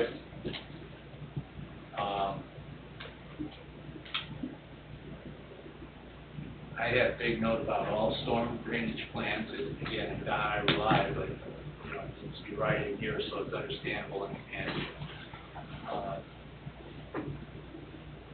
can be completed in understandably good fashion. And I have you checking off, Don, and my note on the engineering design for the town site. In that capacity. Did have a couple of comments about criteria and street maintenance, and using good lawyer language, generally accepted construction standards means almost anything. We have standards here, we should incorporate them, to the extent practical. We understand the practicalities of the community there, but a proposal that fits the town criteria. Reasonable condition? You're checking off on it, Don, and Don, I trust, you know, that's where it's coming. That's what my intent was about those comments. Yeah.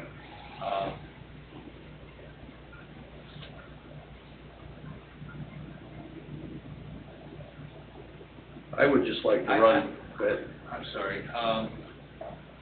John, I had a different couple of names were throughout these. There was Cedar Lake Ministries, there was Cedar Lake Conference Association, Inc. I don't know if that's purposeful or... It is not, no, on the most recent packet, those should all be corrected. Okay, I got this August 2nd. Yep. So I thought it was.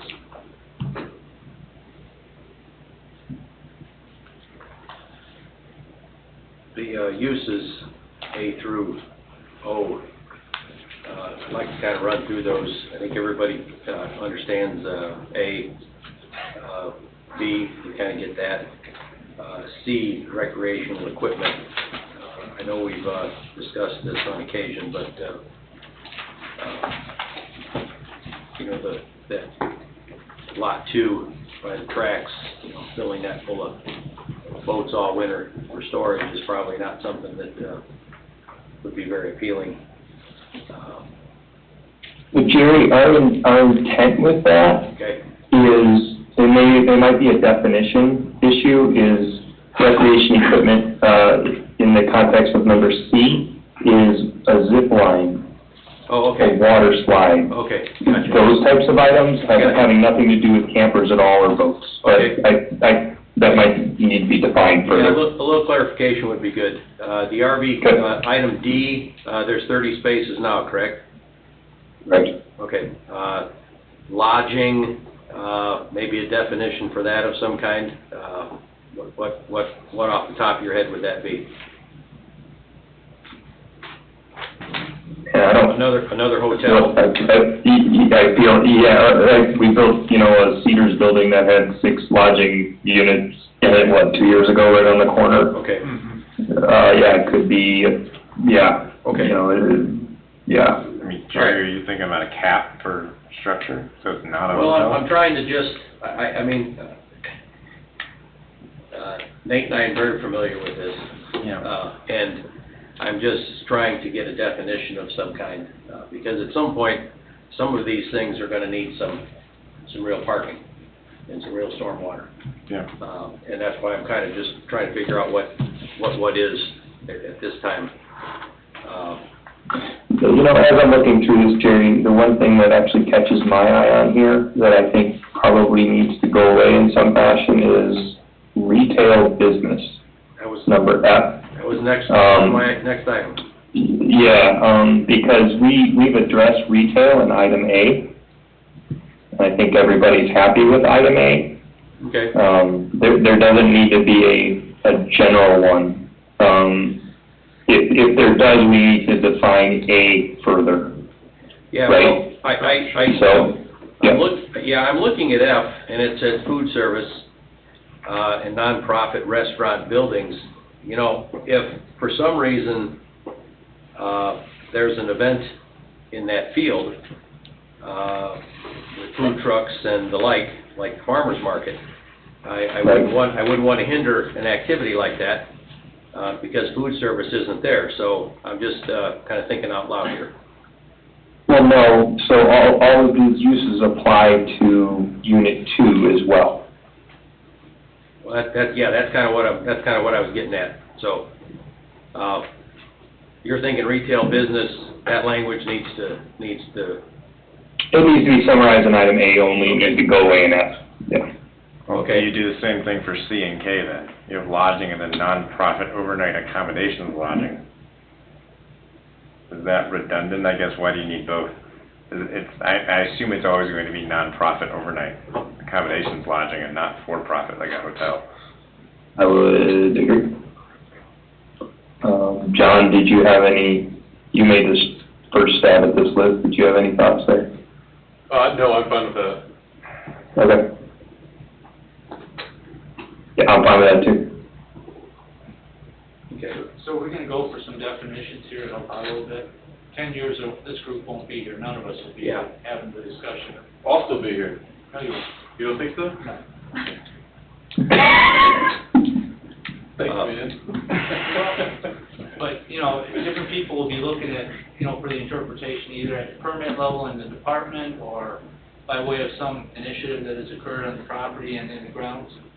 And like item H, item H is huge.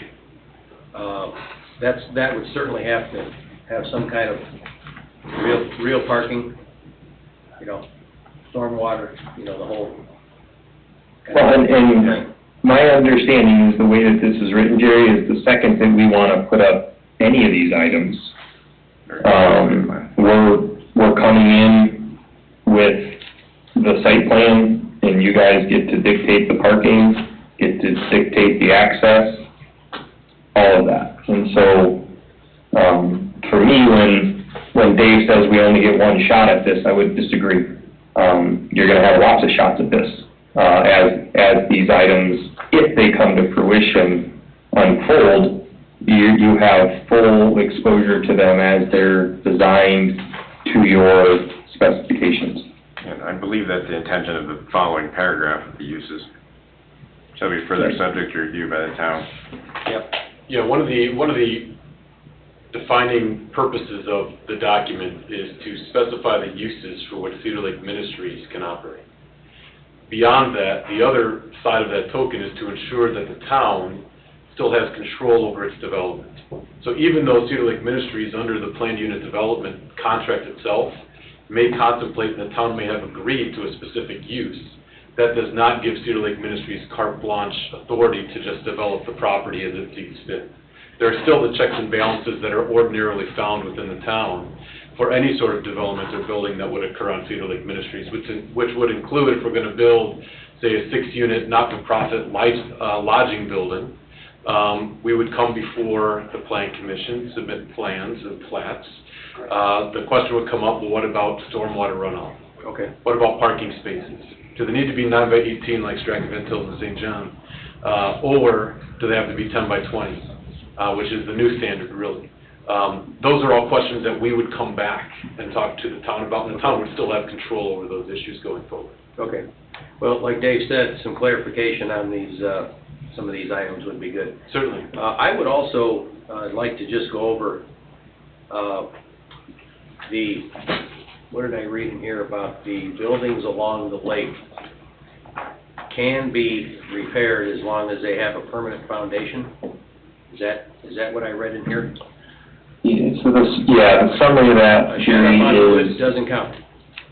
Correct. If it's not a permanent foundation, it's got to go. Once nature reclaims that area, it's going to fall down. You can't put it back up. But if there's a permanent foundation, then you can maintain it and keep it as it is now. Keep it as it is today. You can't tear it down and build a 2-story shed. Same footprint? Yep. Same size? Mm-hmm. Okay. So it's all about maintenance and maintaining that permanent foundation shed.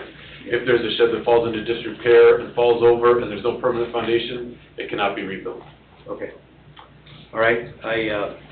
There was, I have to find it in here and read it again. Okay. Heather, any thoughts? Not right now. Chuck? John? No? No, sounds good, sounds good. Getting close, like you said. I think we're getting closer. Nate, do you have anything else offhand? No, I'll be honest with you that we had a cottager meeting on Monday where we went through this PUD, took about 2 hours with questions and answers and all that kind of stuff, just trying to make sure that everybody's informed on our side. Did not have, everybody's, seemingly satisfied with the cottager portions of it. They understand the setbacks, they understand, how that stuff works. They got 3 or 4 people that are dying to build houses. I think we all know that. They are under the expectation that we were going to have the public meeting, in August. Okay, well, I would say that your assessment of questions and understanding is exactly right, because personally, I had very little feedback from your cottagers meeting, regarding questions. So I guess, do you have anything else? I do not. Okay, because I think, I'm excited to work with Mr. Oshin and push this thing across the finish line, well, he's, even though he may. I'm not sure you're gonna find him Friday at noon. Yeah, they send Matter of their fact, you phones might off not find a over whole bunch of people in here Friday at noon. Yeah. But, I'll find them. okay, does anybody else from the ministries have any questions? Everybody's, okay? No, as Nate said, we just like to see it and get it Yeah, on the document well- 2 weeks if we can here. Yeah, well, we're, huh? Well, and I would just add a point of gratitude for the attention that we've had to this thing, the detail that we've gone down. I mean, we've really drilled into this thing. It's taken some time, but I think we've made some real progress, thanks to staff who have spent countless hours with myself and Nate Peterson as well. Well, those of us who were up here when this whole thing went dark, are happy we're in the light again, so. Good, glad to hear it. Dave? John, I will make some availability. We'll find a schedule that works for the two of us. Perfect. But I want to make sure that we're looking at the PUD ordinance. I'm going to email you the documents that we're both working off the same document. Oh, perfect. And Okay. I want you to look at section 3 of our Title 11. Okay, That's the checklist. okay. That's what we'll work on. And let's keep in mind that, August 13th date time. Noon, Noon. On August 13th, on August 13th. 6 days from now, business days. Just I'll be saying. ready. Just saying. All right, thanks again, everybody, really Okay. appreciate it. You guys have a good night. Yep. You also. Thank you. Thank you. So I'm going to clarify one item. We're going to notice tomorrow. Yes. Okay. Rick says yes. That's correct. Good. All right. It's happening. Yes, sir. Notice doesn't mean completion. Okay. No, we've got some work to do here. It says in the ordinance, the developer and the owner, the developer and the town shall eventually prepare this thing. Yeah. Keep that in mind, Nate. Section. I did not hear Dave there. Yeah, he said, advertising, is not completion, so. No, I understand that. I think Mr. Terpster may be, sitting in Crown Point at the front door tomorrow morning. No, he won't. I want to publicly thank Dave for all the time and effort and time that he's going to give John over the course of the next 6 business days so we can push this thing across the line. So thanks in advance, Dave. Well, he does have a nice boat to go float around on the lake on, so. I'm absolutely not pressured by somebody else's No. deadline. Dave feels no pressure. I'm aware. Okay, all right. Thanks, Nate. Yeah. Bye. All right, take care. Yeah, thanks, guys. Okay.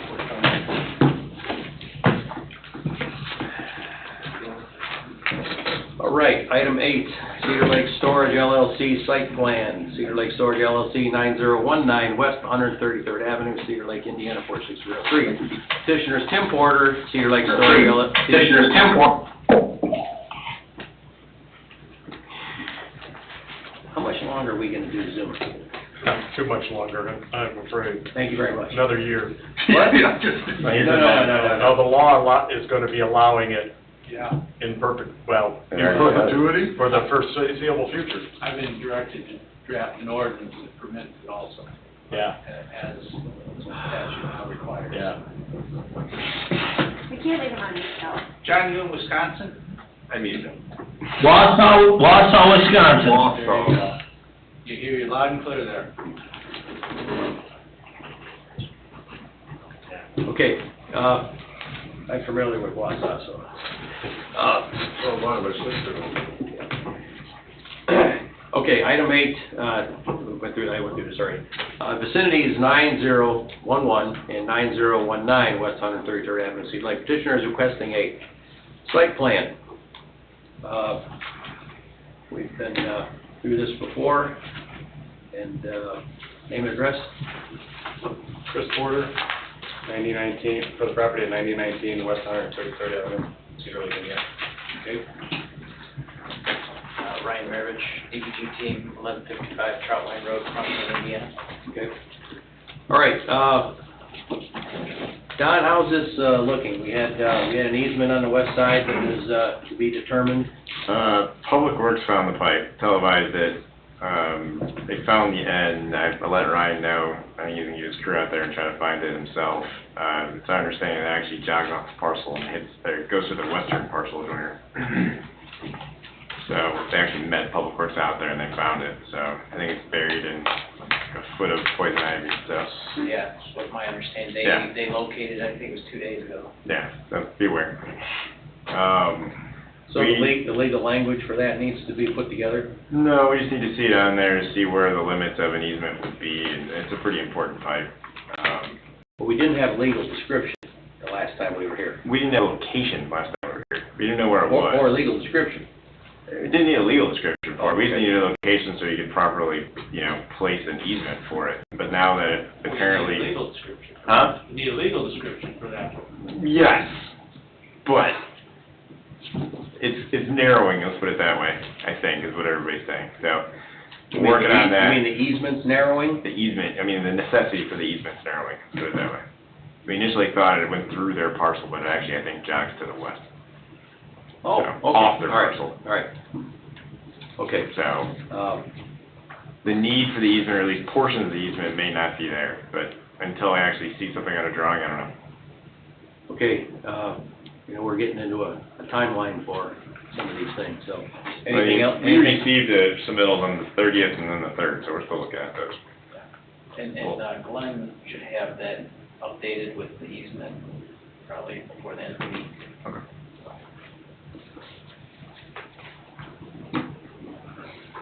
Okay, So we're looking at it. I would, as a note, since it's a work session, the site plan did change, so they added a future building to the middle kind of the area. That was something new in their submittal. Besides that, I think everything has remained relatively the same since the last time you guys saw it. well, I thought we had, at one time, we had some spaces, delineated spaces on here. I should say designated spaces on here. And that was on the concept level plan. That's come off as we move through the site plan review Okay. to only a gravel yard, no spaces. But the approval was for a certain amount of certain size spaces. I don't believe so. Yes, 119 spaces were approved as part of the action that was taken by the BZA late last fall or January of this year? January of this year. So there was a maximum number of spaces allowed. Now, if they're going to replace that with an indoor storage building, that's permissible. They just couldn't have any more than 119 spaces. So now the building that's here now on this site plan is gonna take up some of those spaces, but not all of those spaces. Most likely, but the way they presented the site plan now, they don't have a prearranged, let's call it, geometric layout for those spots. For the surface parking For the surface spots? parking, Yeah, so that was a maximum number they could have. If they replace that with indoor storage, they can do that. Okay, commissioners, any thoughts on this? Not right now. Because I'd really like the details dialed in, because I'm seeing some more questions coming. Anything else, Ryan? The lighting plan was submitted.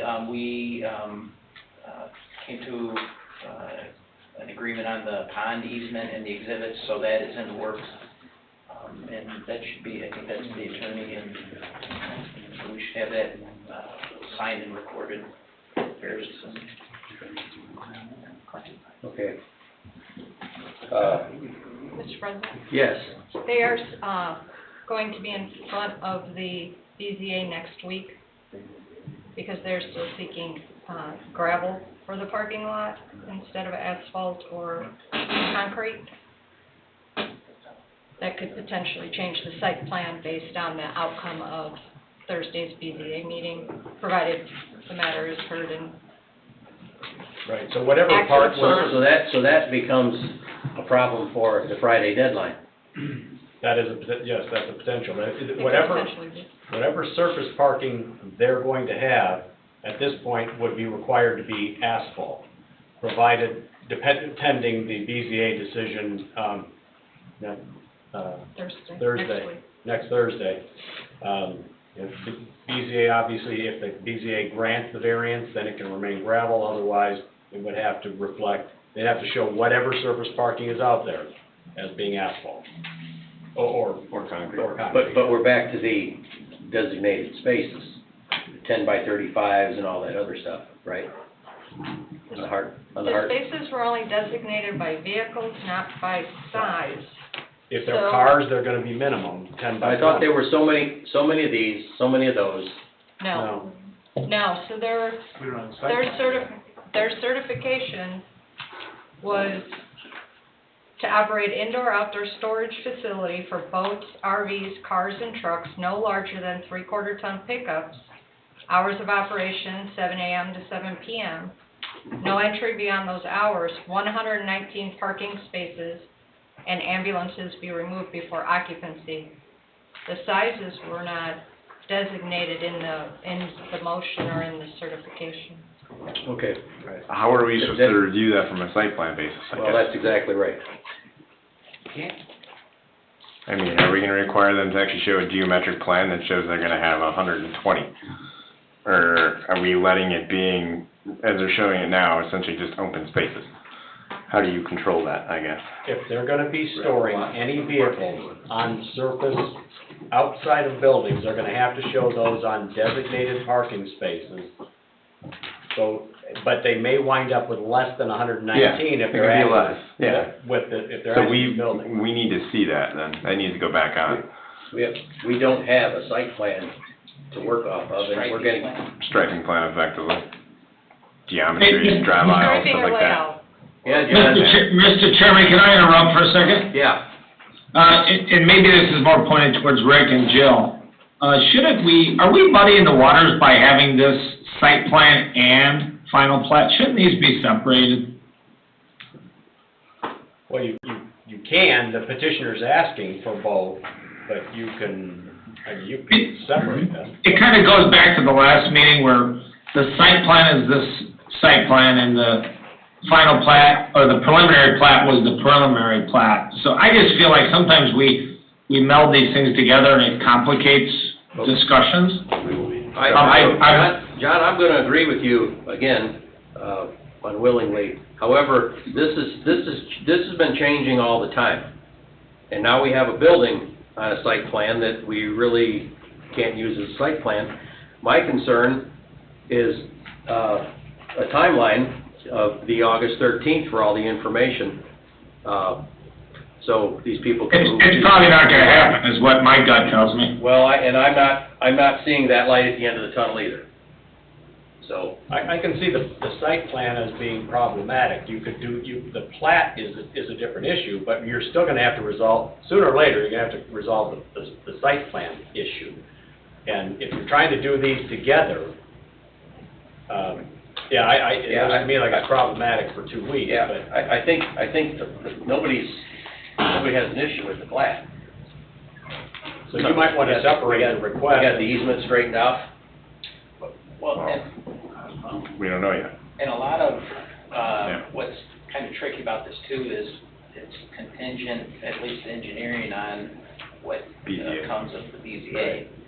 So I think that if we are in danger of the site plan, all the information not getting in a timely manner, I think that's a good idea where we Proceed with the separate. plat, but, yeah. Right. Yeah.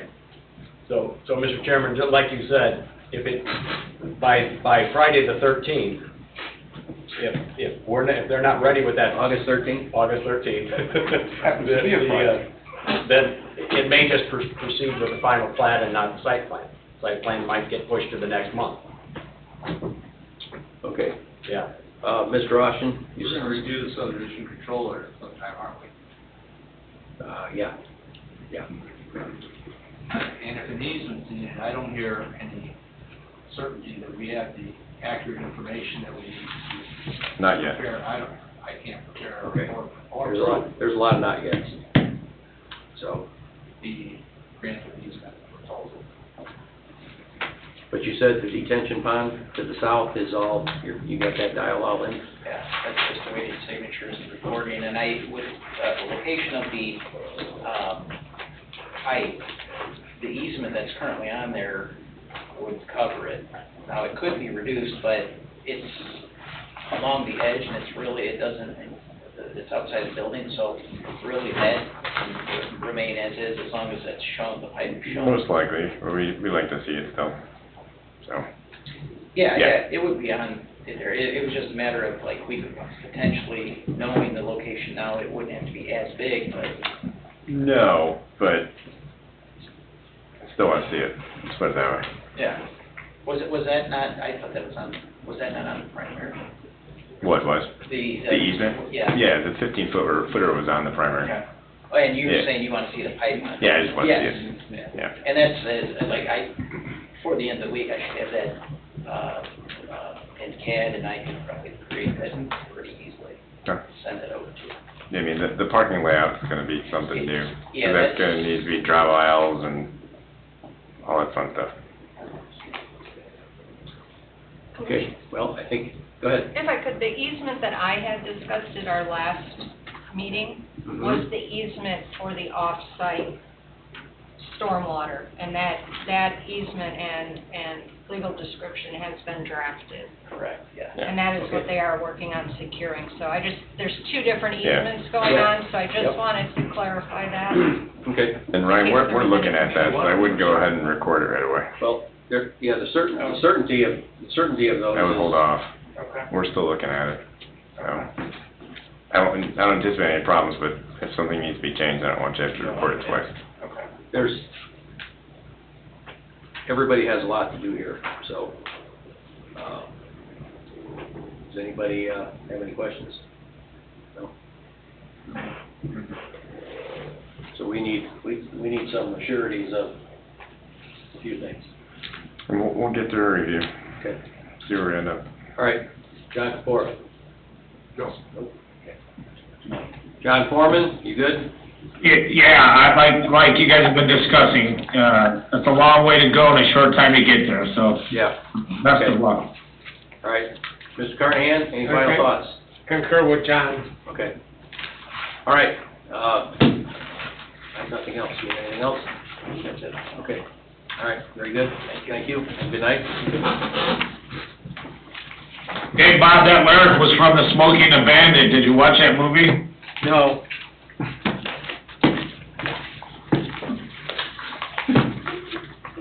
I mainly watch the news.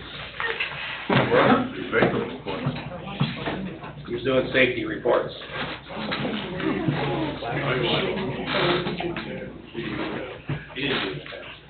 Okay. Okay, item 9, Starcevich, it's a concept plan for a one-lot subdivision. Tom Starcevic, 5716 North Rockwell, Chicago, Illinois. Vicinity is 7615 West 142nd Avenue. Welcome. Thank you, Tom Starcevic. You've been here before. I have, about a year ago. Okay, I'm bad with names, but I'm good with faces. Ah, there you go.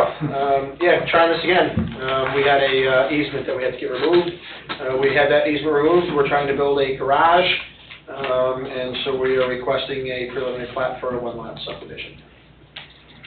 You said it was an easement. Was one of those walking paths? It was a 2-foot wide walking path, which ended up costing a lot of time and money and effort to get removed. And in the end, it may have just been a typo that was on the actual plat of a folded piece of paper. But regardless, we were able to have that officially removed, and so now we've come back to request the plat. Okay. I kind of went and looked at this a little bit from land and by sea. There's a walking path north of you, correct? Is that for the HOA? North of me, correct. North of you, and that's for the HOA? to the Yes, east? that is correct. Okay. And the fence and everything, you like where that is? That's, Um, I mean... Yes, I believe it's so. Survey? Yes, Okay. according to the survey, our property is, lines up correctly. Where it's supposed to be? Yes. Okay. If anybody GIS'd it, there are some properties right there that aren't exactly where the lines are, so. Okay, Mr. Austin, anything right now? No? Don? Not at this time. At this time, okay. And you wanted to build a garage up against, up by Greenleaf? Correct. All right. Wasn't there an issue, not an issue, wasn't there discussion about, the neighbor's house and garage or any of that? There was no space issues with any of that? No, I'm not I must be facing, thinking something else. yeah, no, we're not facing any issues. We have a driveway next to us. Okay. There's a That's home the on early- the lot currently, correct? There is. And so you're building a garage to the east of the house? Correct. Okay. Yes. And the house is staying? Yes. Last time you were here, weren't you gonna remove the house? Wasn't that part of the plan? Well, originally our plan was, we were gonna build a house instead of a garage. We were gonna build a house and we were gonna divide the property. But then upon further review, that was gonna give us 2 houses, 2 tax bills. It's used in the summertime kind of place. Yeah. So, we decided that having a second house wasn't in our interest at all. We're keeping it, we're using it for personal use. So, yeah, we're just keeping the house and going with the garage as we have boats and jet skis and Got it. all sorts of Okay. stuff, yeah. Mr. Everly, you have a, scowlish look on your face. Well, quizzical, I guess. This is the first I've seen of it, Tom, so I apologize for jumping in kind of at the last minute. But when you plat this as a one-lot subdivision, are you going to give it a Greenleaf address as opposed to what it says here? No, because it's a garage and it's all part of one property. So it would have the same, it's a garage, so the garage would have the same address as the house. Okay. It's all one. That's what I mean. The house has a 142nd Avenue It does, correct. address. I'm concerned about the lot depth and setbacks. And the front, when you yeah. create a He's one-lot. got stuff going in You gotta front. flip it, yeah. You'd have to flip He's it. got stuff going in front of BZA. You got it flipped okay. as its, yeah, All right, address okay. on Greenleaf. Yeah, that's what I was concerned about, is he's not gonna meet front or rear setbacks. Yeah. Well, it when also he depends what plats. you're calling front, side, and rear. Well, that's what I mean. What address is If it? he addressed it on Greenleaf, Like he'd be front and fine. backyard. Fine, that's the way he's showing us the setbacks right now. I argue that one with my wife all the time. Yeah, well. But if you go there, it's not, if you go there, it's the front's not really the front. He should technically have A Greenleaf address. address. Well, that's what I mean, and so a Greenleaf address resolves It the resolves the variance problem. request, doesn't it? Yeah, it would. Right. No. No? No. Okay, all right, I'll talk Well, to Jill about it offline. I'm guessing he used the word stuff, and I know what stuff means. Perhaps the visits Perhaps to the the larger- BZA are going to be for the size of the garage, Yes. Okay, so. gotcha, okay. Out of curiosity, what is that size of the garage? 44 by 36.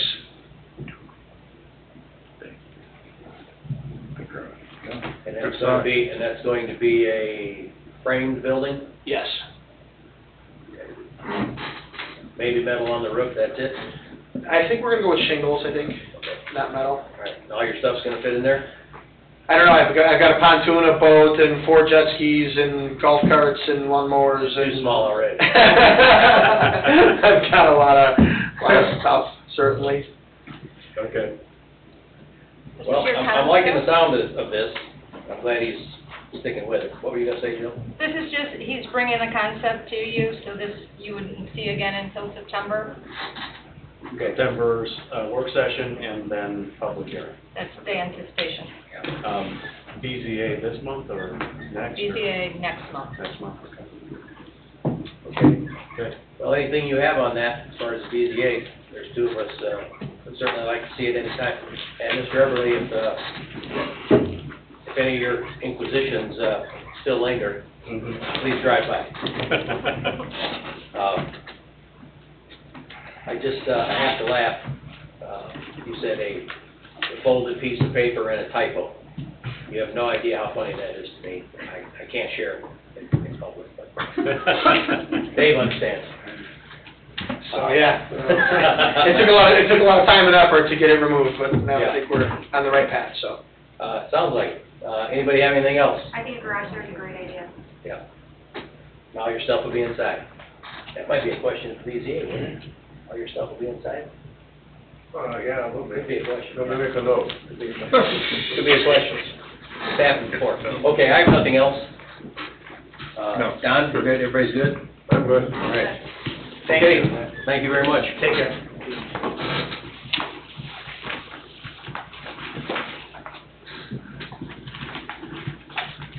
Okay, item 10, Cedar View Concept Plan, 2-lot subdivision site plan, James and Samantha Rooker, 17316 Camelot Drive, Lowell. The vicinity is Cedar Lake Property LLC, petitioner Cedar Lake Property LLC, 17316 Camelot Drive, Lowell. Vicinity is 7936 Lake Shore Drive, Cedar Lake, Indiana, 46303. The petitioner is requesting preliminary plat for a 2-lot subdivision and site plan. This is a concept for a 2-lot subdivision. Good evening. Good evening.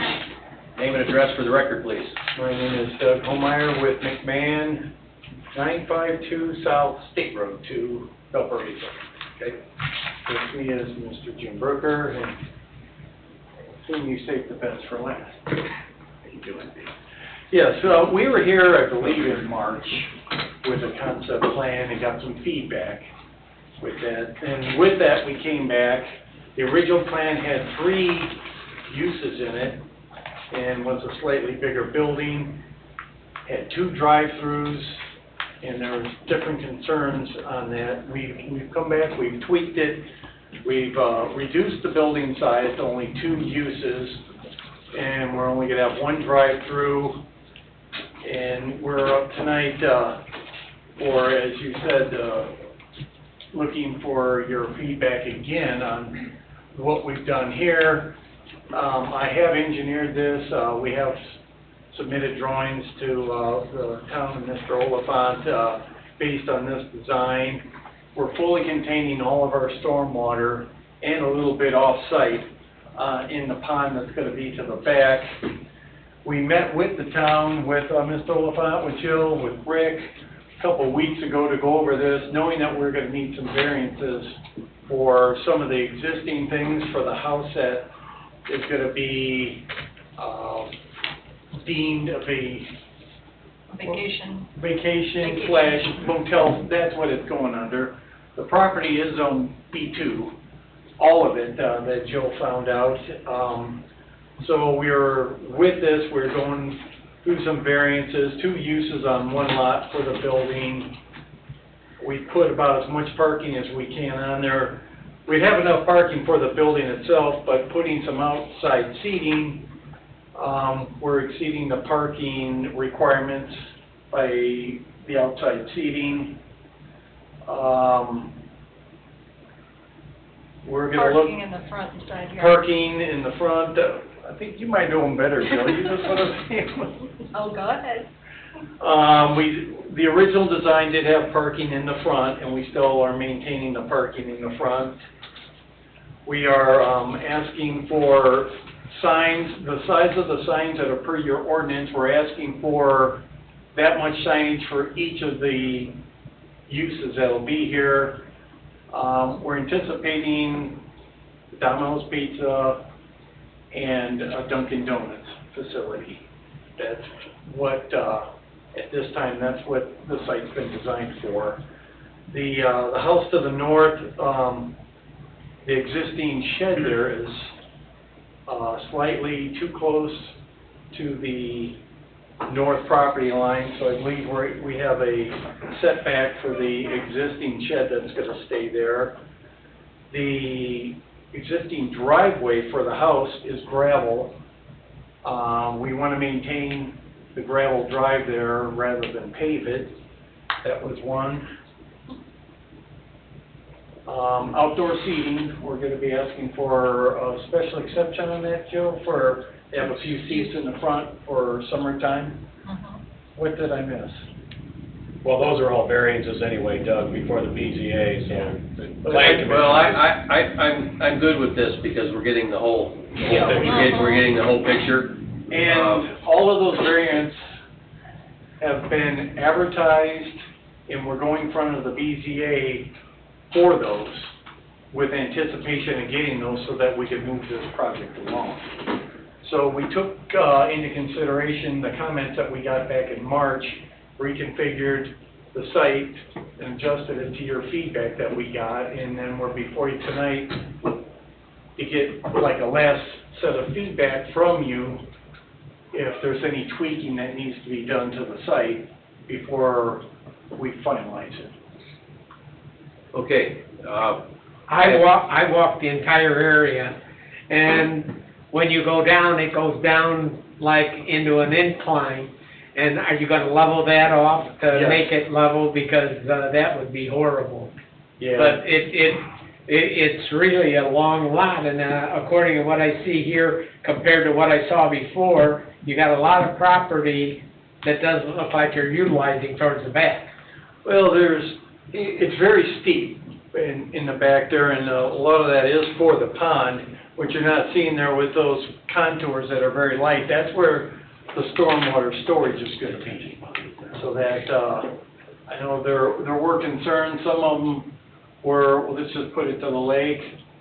Some said, well, let's store it. So this stormwater for this site actually exceeds your ordinance. It meets and exceeds it. So we're not gonna be putting any stormwater to the south. It's all gonna be captured and redirected to the existing storm sewer that's along Lakeshore Drive. okay. The house is gonna remain, you Yes. said? And it's gonna be called what? A vacation home? Yes. Okay. Is that a rental then? Is that what you're gonna do? That's correct. Okay. Yep. All right, then there's how tall is that retaining wall gonna be from the northwest corner of the side of the parking lot to the house? I mean, driving by there, I'm seeing a It's gonna vary 6-foot concrete from, wall. it's gonna vary from about 3 foot to approximately 10 foot as the grade changes come through there. Okay. All right. The outdoor seating, you're gonna have to really consider impact posts. That is around on the front of the building here, on the front of the Put building? ballards up, so. Ballards up, yeah, Yes. okay. And I think we had a preference for spacing on those, didn't we? They were 6 inch, 4 feet apart, 5 feet apart. We kind of based it on the direction of the traffic. If we run a Yeah, parallel. because you want to be narrow enough not to fit a car coming straight in. Yeah, Um, yeah, but even like the old Joe Sosimo's, the south side, they were a little farther apart because the cars were running parallel. Yeah, I Right. mean, we've seen alternative stuff just being, decorative fencing type stuff at least. I mean, 'cause you're not going very quickly through here. You shouldn't be exceeding more than 5 miles an hour. Well, the should and will are two different things. Well, just the sheer fact of the turn to Yeah. get around Okay. that drive-through, you can't go fast. Okay, I'm just thinking out loud here. This is gonna be a right turn in and right turn out? Is that, Well, we would like, based on the fact that the concrete apron that was given to us is 40 feet wide, we are looking for a left out, right out, and then one in, basically 12, 12, and 12. So that was our anticipation based on the width that was given to us. And that's what we've had designed on other sites. Okay. And that was discussed, and it was discussed that we need to bring that up here to get your feedback and input. yeah, I just, the traffic, the way the traffic moves around there is a little concerning to me. One more thing, I just, we're not out on 41, so to have giant signs for something that everybody knows where it is, I'm not sure if that's really what I might be thinking is okay for aesthetics. I think you're gonna have a fair amount of traffic from the water. So now we have a crosswalk kind of discussion we probably should have in some fashion. But if traffic is a concern of yours, Tom. Yes, Jill? So we contemplated the signage. The signage would be to allow one monument sign, not to exceed our traditional 60. One monument sign for two businesses. For two businesses. Oh, okay, I'm sorry. So what I we did is we misunderstood. contemplated, in there is the overall square footage. So the overall square footage for signage on the site not to exceed what two businesses would be allowed. One of those was including the drive-through sign, because the drive-through sign will have a menu board. Okay. It's How very big- uniquely- Okay, how big, no, it's not unique. How big is Uniquely the sign? written. Are we talking about 64 square feet then, for two businesses? Is that what we're talking about? Well, each business is allowed 92 square feet of signage typically. If there were one business there, 92 square feet, 60 square feet in one sign, 32, up to 32 square feet in another. So they're asking for a total of 184 square feet. As I recall, I'm trying to remember these numbers, 60 square feet in the monument sign, 32 square feet in the menu board sign, and, Building sign. no, the menu board, didn't you say, Jim, the menu board you thought was gonna be 4 by 8? And then the two signs on the building were, 32 square feet as well. And then they were allowing some directional signs, some in and out. Small arrows? Small, Yes. yeah. Okay. So the largest sign would be 60 square feet as the monument sign out front. And then again, the menu board, 32 square feet for each business Yeah. sign on the building. And that's kind of what I'm getting at, is these big signs for traffic that's not going super fast. I mean, if somebody's going that way, they already know where it is. And those are just some of my thoughts right off. Anybody have anything? Anybody? I agree with that. Yeah, I would say too, if they're asking for special use for two businesses, then perhaps we take into account the fact that it's, maybe we size the sign, for one business, they have to go a little bit smaller, especially since it's, you know, kind of a slow traffic area where people pulling out too big of a monument sign could block their view, so we need to pay attention to that. But this all might be BZA stuff, not planning commission. Well, I understand, but we're just, this is a concept, so we're kind of discussing all of it. How many parking places are you gonna be short with the outside eating? 7.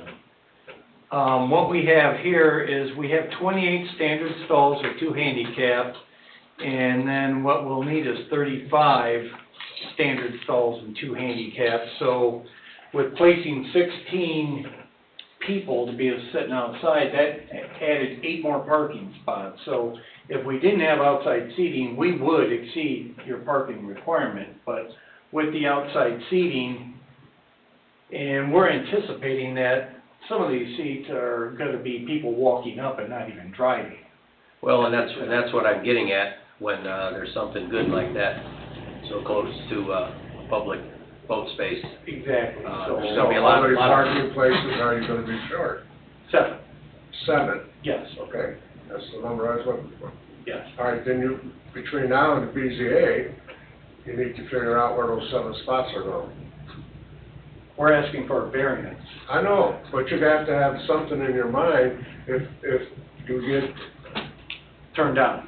turned down, Okay. right? So We would have to reconfigure the very back green space, add some more retaining wall, and reconfigure the back parking space, and add more asphalt. Because parking with restaurants becomes a problem if there isn't enough parking places, and they get crowded.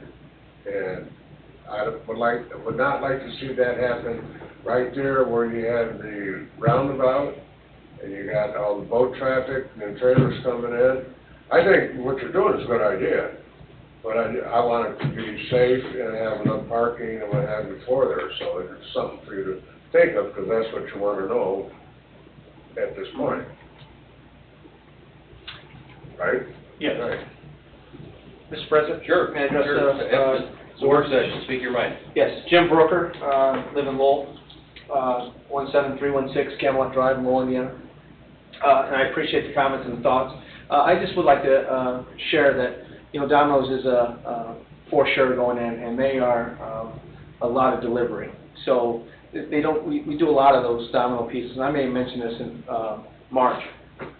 There's very little sit down for the Domino's. It's you see commercials on TV, they're geared to delivery, they're geared to pickup. So there's not a whole lot of seating now. Just because it's on the lake and we put some outside seating to kind of aesthetically make it a business that looks pleasing to the tourists or people coming in from out of town or the local locals here. But So I just wanted to share that it's not necessarily as much of a sit-down business as you and How ours. many tables are you gonna have inside? Typically, we've put anywhere from 4 booths to 2 booths, and one we are doing right now has no booths. So, they're, certainly because of, I hate to say it, because of COVID, and just the way the fast food industry's going, that they're not really big on having seating. Well, we have to base it on the number of seats you have in the facility in each. Correct. Each one. And that's kind of why we came up with the number we did, just as when we put a booth in, like I said, it's like a ghost town inside most Domino's. So I just, if that helps the thought of that, I don't know how well we can do that. I think Doug says he possibly can on the property, but. That's something we'll discuss at the BZA, but you need to know that's, Something that you're prepare thinking about. yourself Sure. for that next week. I agree with John. Go ahead, Mr. Foreman. Yeah, Jim, is the Dunkin' Donuts strictly Dunkin' Donuts, or is it also Baskin Robbins? So I need to share with you that it's not Dunkin' Donuts is not confirmed. They are taking a small interest in that. They've already got a location on the other side of town. So I'm in talks with them as far as bringing that franchise into the building. Domino's is for sure going, as long as it doesn't take us any longer, because they've got to have so many buildings and by a certain amount of time. So Okay, and the reason I ask is the Baskin Robbins in Crown Point on Main Street, as well as the Dairy Queen in St. John on US 41, there's always a line. You're right, spot on with drive-thrus, and there's always a line interrupting traffic as they're trying to get in there. And so I think if the Dunkin' Donuts was also in Baskin Robbins, your drive-thru will be full. Yeah, certainly wouldn't be able to confirm that, but yeah, they certainly do a lot of business for sure. I think Mr. Kapoor's concerns are spot on. I'm more concerned with this place looking like it belongs in a resort community 200 feet from the lake. So these signs and, all the glitz that we see on, 4-lane highways, I'm not sure is, I'm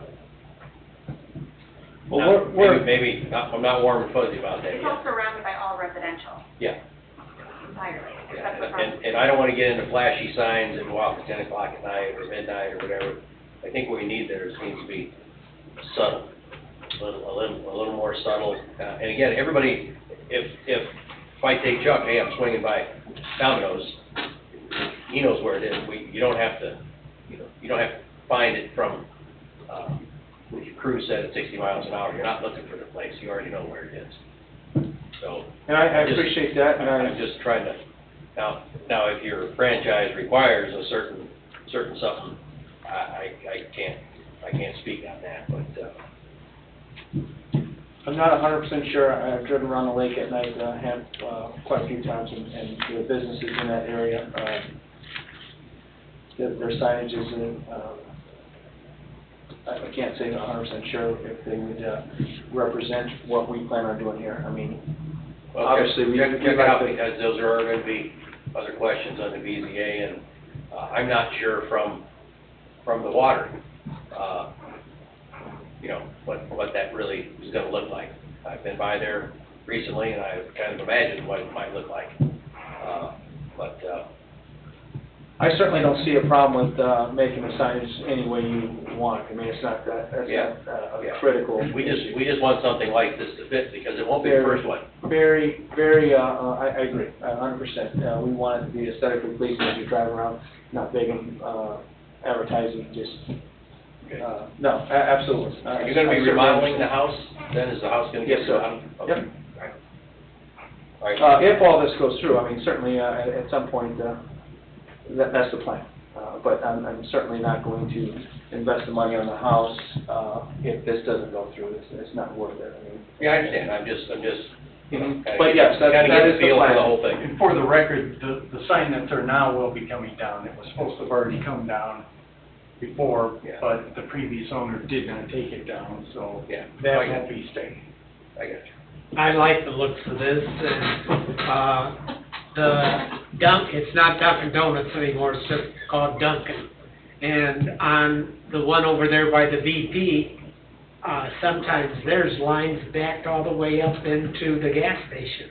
Yes, and that traffic arrangement that, is there, I'm just not sure If it was how that worked out. Yeah. And I was sitting up here. So,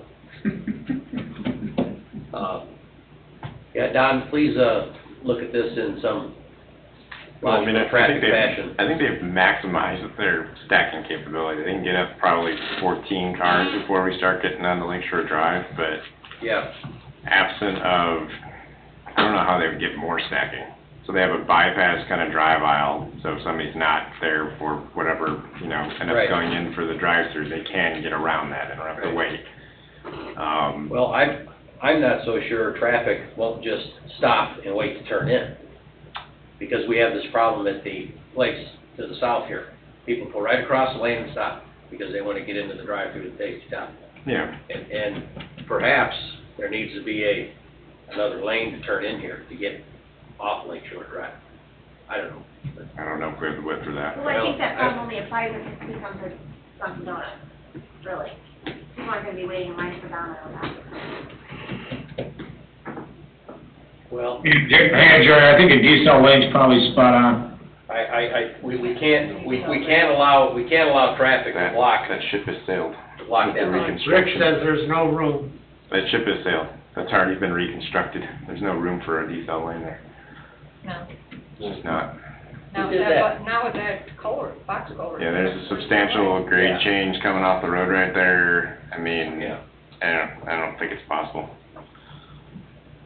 Well, again, I think, everybody likes your intentions. Well, I did have one more. You guys Yeah. made a comment about how you kind of want to see the entrance and exit. So I don't have a problem left in, right in. I think sight distance is fine for that. It's just a matter, do you want a right out only, or will you allow a right out and a left out? I think a left out is a bad idea. They go back to the roundabout and go back the other way. You're crossing traffic, you're crossing traffic on a, I don't know. Yeah, I mean, I think You're the traffic expert. I don't know about that, but, I mean, you have a decent amount of sight distance there, but it is a quirky intersection, put it that way. They do have plenty of width, since it's a 40-foot entrance, to get, you know, dedicated right and left out lanes. But you don't have, well, I mean, you'll have decent stacking behind that, so people aren't, you know, pressed on it to get out. But I see the I'm in orange. between. Because yes, you can go around the roundabout and come back around. Will people realize they can do that? I don't know. Different story. Will they get used to it? Yes. They've learned how to do the roundabout, so they should be. Yes, but will somebody, when they want to turn left, realize and think to themselves when they're wanting to turn left that they can go right and just do a quick loop? I don't know. Maybe some will, maybe some won't. So it's like the Michigan left turn, isn't it? Huh? Michigan? Michigan left turn? Yeah. Yeah, you ever heard about that? No. Yeah. 3 lefts make a right? Well, that's what they do. You go up to another and you turn left there. Mm-hmm, Don't you, Joe? yeah. Yeah. It's a U-turn. I mean, in all reality, a lot of the intersections are closed. I just went through one the other day. Well, I think, I think they need some direction at this meeting though, because otherwise it wouldn't be a whole lot of change to their site plan, but more of a striking thing, and some people may just ignore it. Or you put in a dedicated median and force them to turn right. well, that's what I thought this tapered hash mark was, extended from the, extended down into the front of their entrance. What is that hashed? In Is the that just middle? stripes? That's just existing striping. That's just a stripe thing there. Yeah. So you're not supposed to drive across that. That's more straight for the roundabout. I don't know if that wasn't the intent of it, I don't think. It's more wayfinding striping, I think, to notify you're approaching the roundabout. Mr. President, may Yeah. I suggest, just another thought that we had as we discussed the right turn, left turn? You know, just 100 feet down, there's boats coming, or trucks with boats and trailers coming, and they're turning left and they're turning right. And I've been at this property multiple times, quite a few times actually, coming out of there, and I've never personally felt like I was rushed. The traffic is, I mean, you got traffic running through there, but it's not Route 30. It's, you got plenty of, you can see very well visually, both left and right. So I feel like as a business there and as the 40-foot opening that we have, that it would certainly allow for being able to turn left and may help out every, you know, the whole city. The business. So I'm trying to, you know, the boats will be at a different time of the day as the Domino's and perhaps the Dunkin'. Those will all be different traffic, you know, time of days, but, what does anybody else think? I like the idea. Yeah, I do too. We're talking about, Don said, these guys need some direction regarding the traffic, and, I'm looking for some, I think what they want to do is fine, left out, right out, I mean, I don't see a problem with that there. Nothing else, okay. And now that they mentioned that the boats do turn right and left, it'll be similar to what they're gonna do there too. I never thought of that, but those boats and the trailers and They're also, vehicles- they're also turning into an opening that's 150 feet across. And that's a little further east too. Yeah, that's why. And they're there first. The boats have been there, so, you know, now we're adding on to that. Yeah. Mr. Sharp? No, it doesn't I like the Michigan left turn. Nobody's heard of that? You're kidding. No. Thank you, Okay, John. I heard it. Thank you, Joe. Yeah. I did it. You explained That's it, what they do. you explained it, I'm still not sure what it is. So at a main intersection. Yeah, So if I wanted to turn left at 41 and 133rd. Yeah. If I want to go south, yeah, I would have to make a right-hand turn, and there would be a turn lane set up there. oh, And then in the middle. In the middle. Oh, yeah, yeah, So like yeah, in yeah, front of yeah. Harrio's, I would make a I thought U-turn. this was something illegal. No. Michigan left turn. No. It actually calms traffic. I'm like, I need to know what that is. Turn. No, that's what it is. I mean, you know, here we just drive through the I'm median. not gonna bring up something illegal. We just drive through the median here. They're actually wide enough to turn semi in. A lot of them are. Yeah. So I'd like to, Mr. Chairman, I'd like to ask, hey, Rick, what's your opinion? You've been doing planning a long time. What's your gut tell you? Yeah, normally I think I'd be opposed to that, John, but I agree that there's a lot of line of sight, clear line of sight at that intersection, or at that driveway, and I just, and with this, I think as low a speed as the traffic goes through there, I don't see a problem with a right in, a left out, and a right out. How is that sign gonna interfere with the line of sight? It's quite a ways back. It's quite a ways back, Heather. I don't know if you can you zoom in on the site plan and see? Yeah. Yeah, back off the curb edge of the road, it's gotta be, I don't know, down 30 feet? 30 plus feet. 30 yeah. plus feet. 10 feet back of the right of way, so it's about 10 feet back of where the end of that concrete apron is right now. So they'll be coming up well past Anybody that. waiting to turn either direction. Yeah.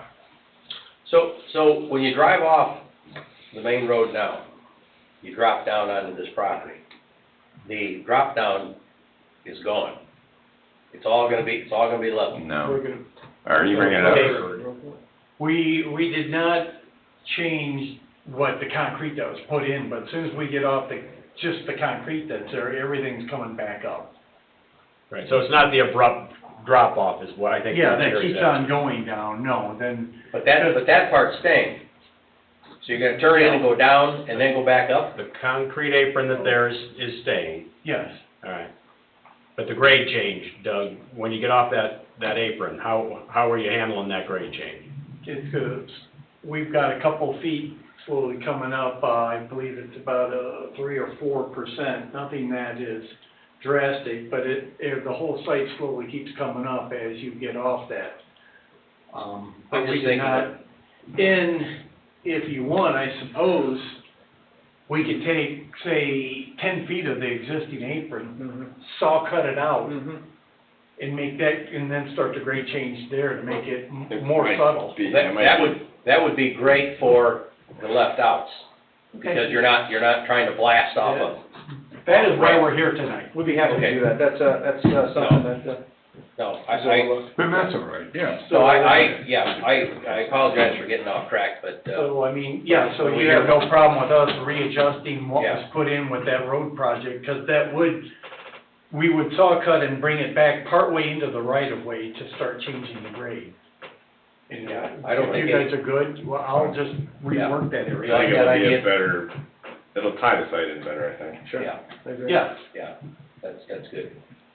Otherwise, I'm just thinking that everything else is, So, nobody has any questions. what was the final decision on the out matter? Well, if we had to take a vote, I'd be outvoted for the left out, so. Call it what you want when you leave. Scatter. No, I would be with you. You're taking a left turn now, or you're not taking a left turn? I'm just on the wrong times of the day. You think it'd be too much? Well, he's changing the ramp. I've driven down in there and I've turned around and I've done the imagination I thought thing. that might have changed your mind, no? It changed it.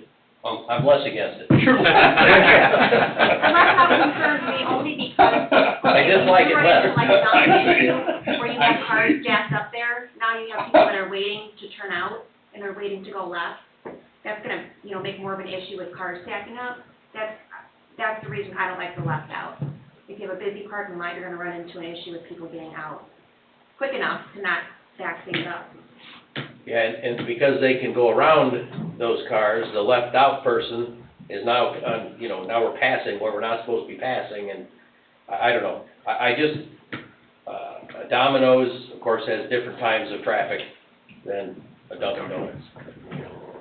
If you had coffee going on there, 10 o'clock in the morning, the parking lot would be empty. Between 5 and 9, it would be round and round and round. Yeah. So, I think if you're gonna change that grade as much as you are, that does help with the left out. And there's no way to control what Heather's really talking about other than.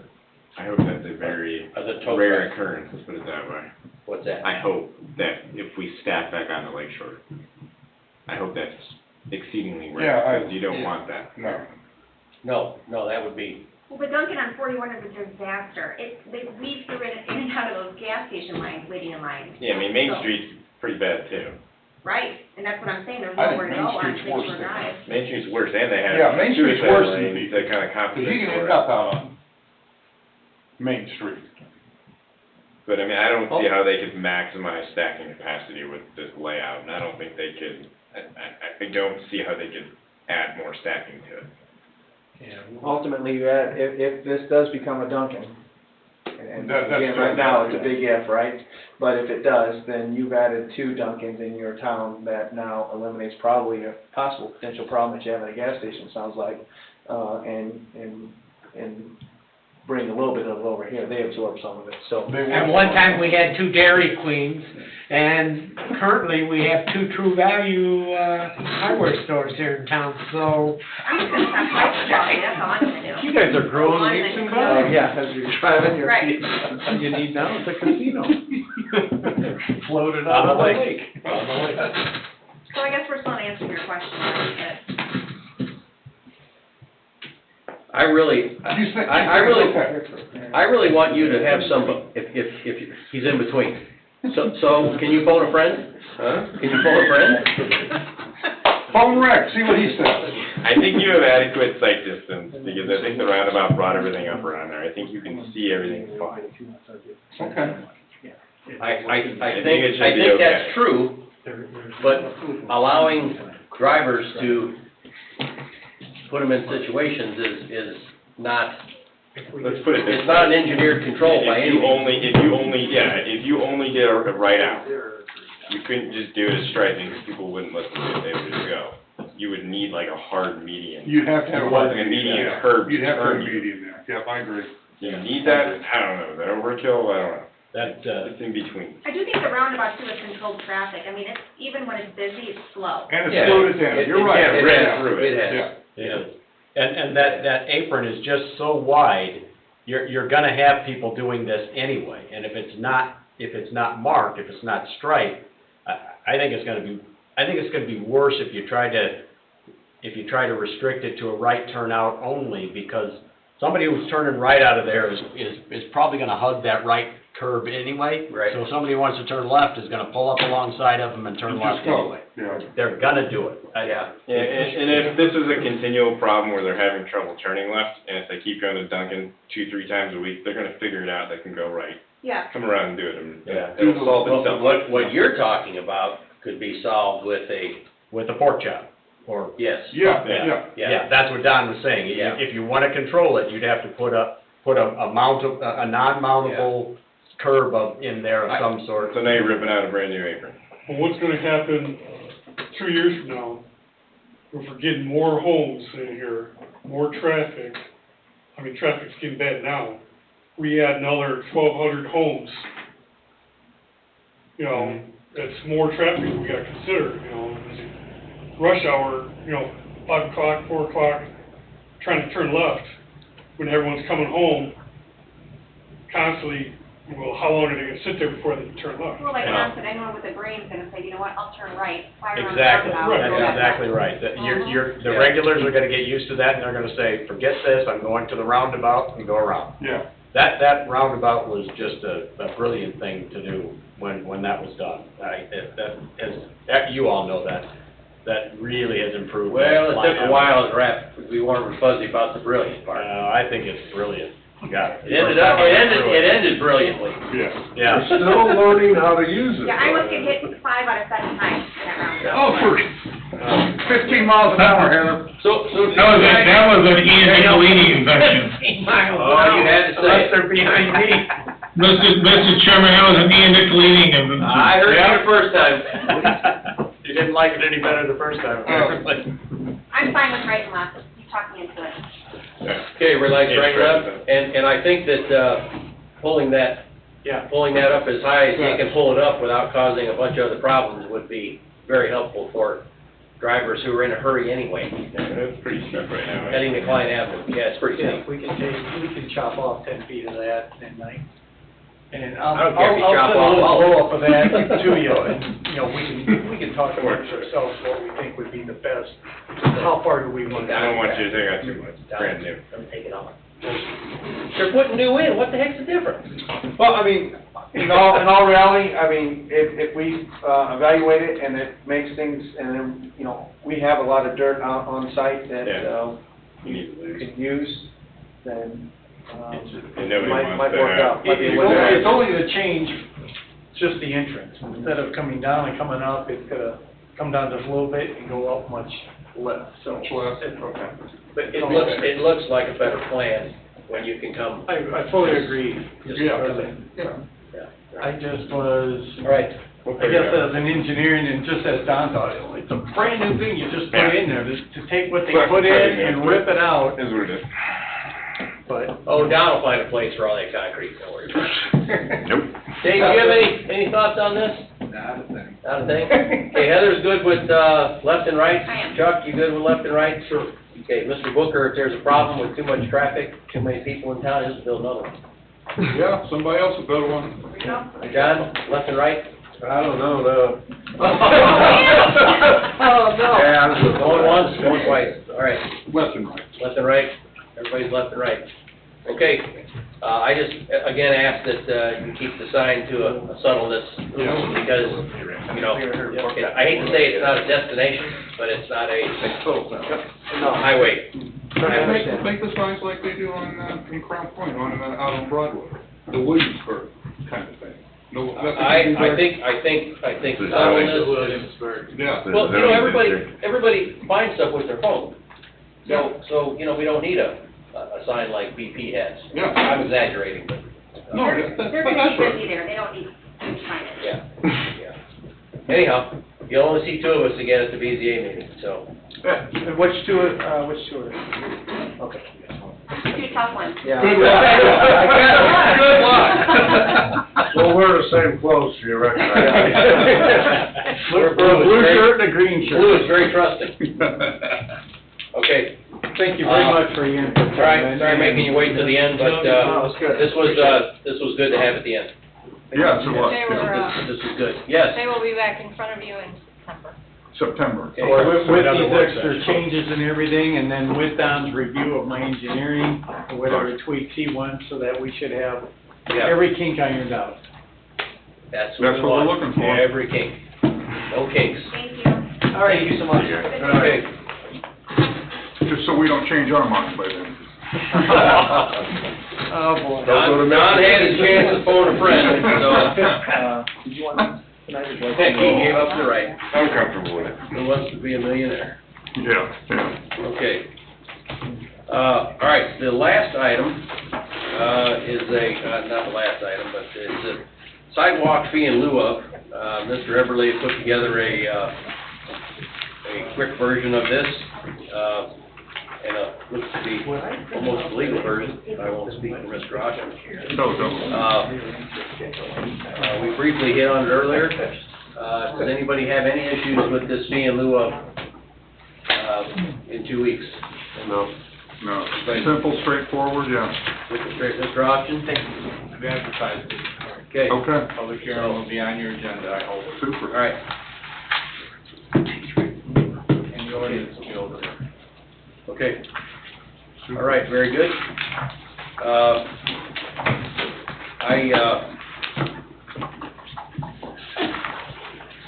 Update items, Planning Commission rules and regulations, Centennial Phase 15, performance letter of credit expires September 5th, and subdivision control ordinance that needs a little tweaking.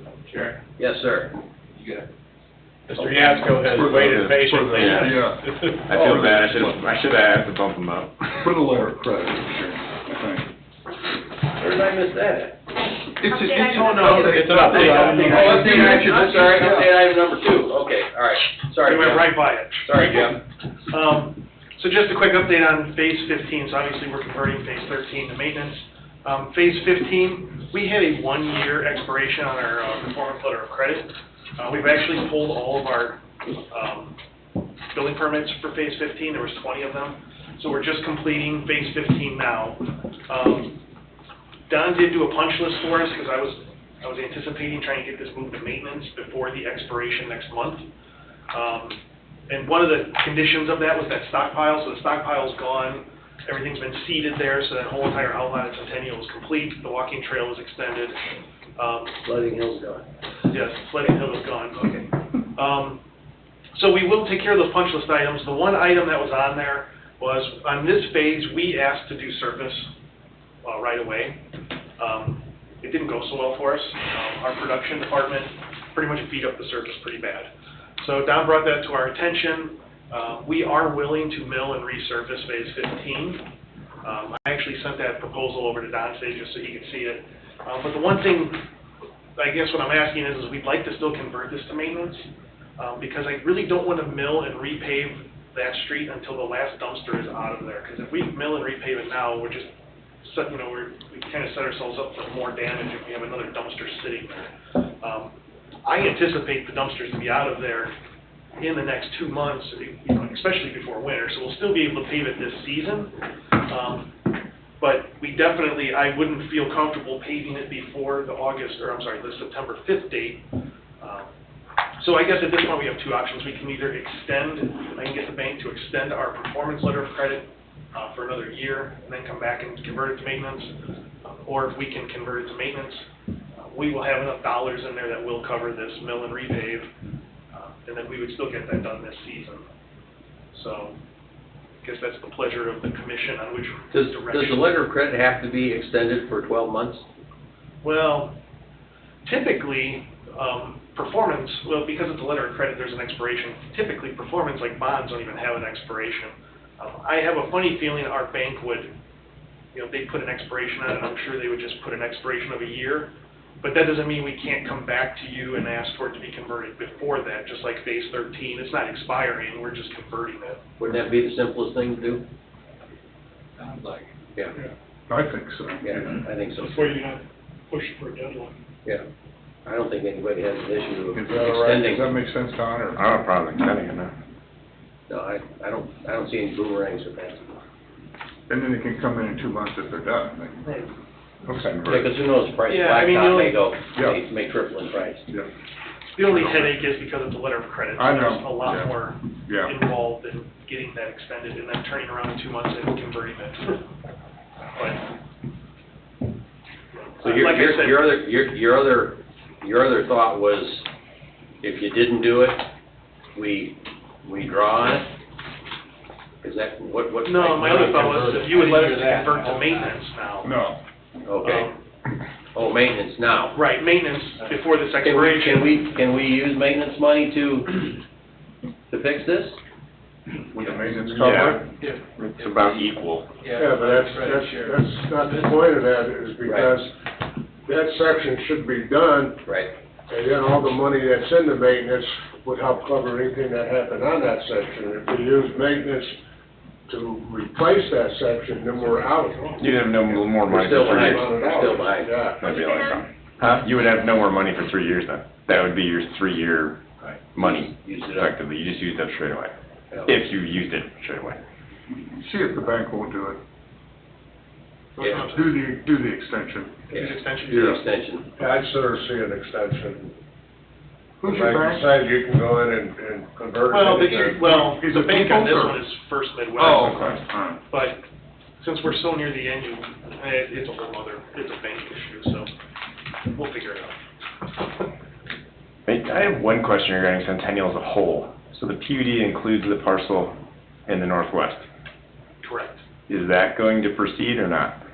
I don't think there's a decision on that yet. Okay. Because I think an amendment will be needed to, you have to remove it, right? When will that be known? Because I know Old Top doesn't have a purchase agreement out anymore. Correct. Correct. That land is actually currently owned by Schilling Development. Yep. But I don't know that they've written off, so from what I understand, it still all stems on the parcel to the north, them trying to get right-of-way. I know there's been a lot of discussion with them trying to get right-of-way through there Mm-hmm. to that parcel so they could convert it. We would get it out of the PUD for Centennial, and they would probably do commercial there, which would probably make more sense. Mm-hmm.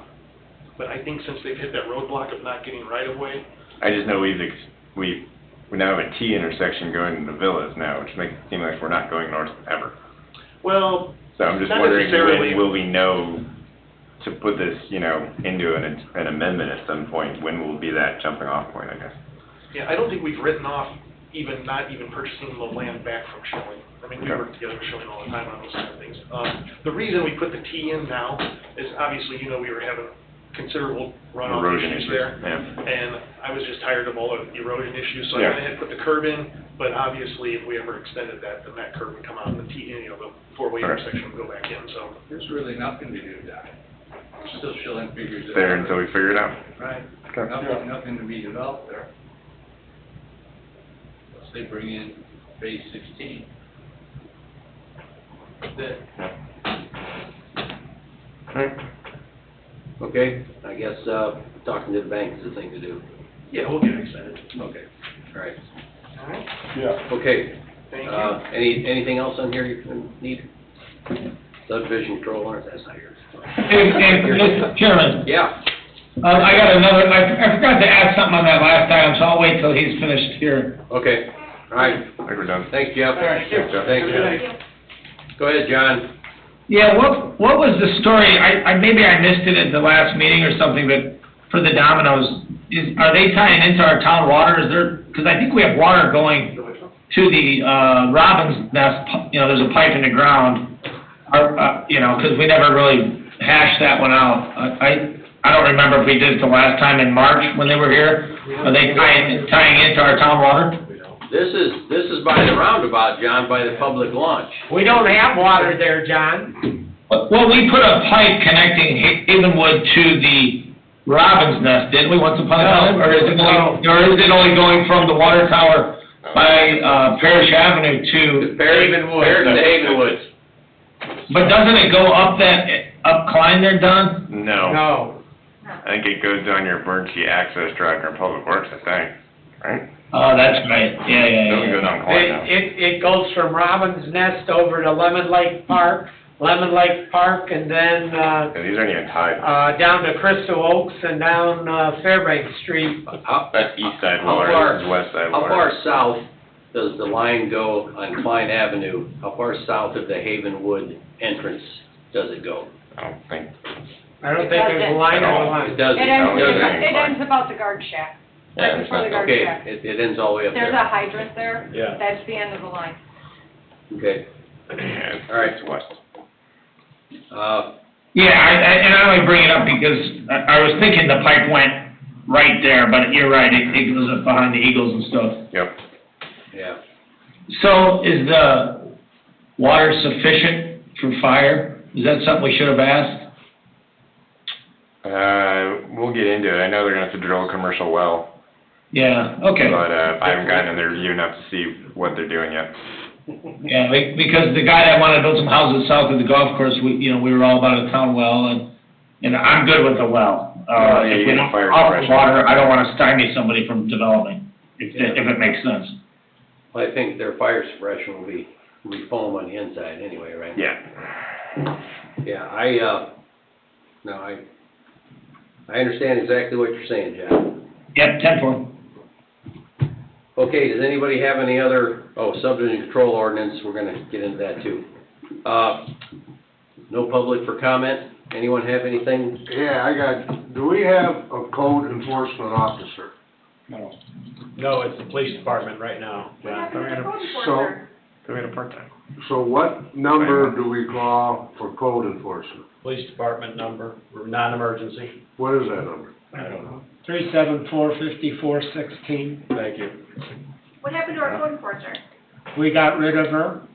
5415? Well, I figured that much, Bob. Well, the reason was, we hired another building inspector, and we took the money from there and put that into the new building inspector we hired to give, Tim some help.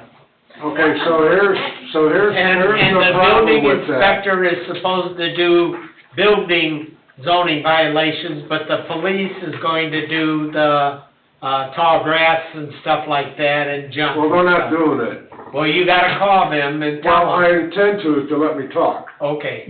okay?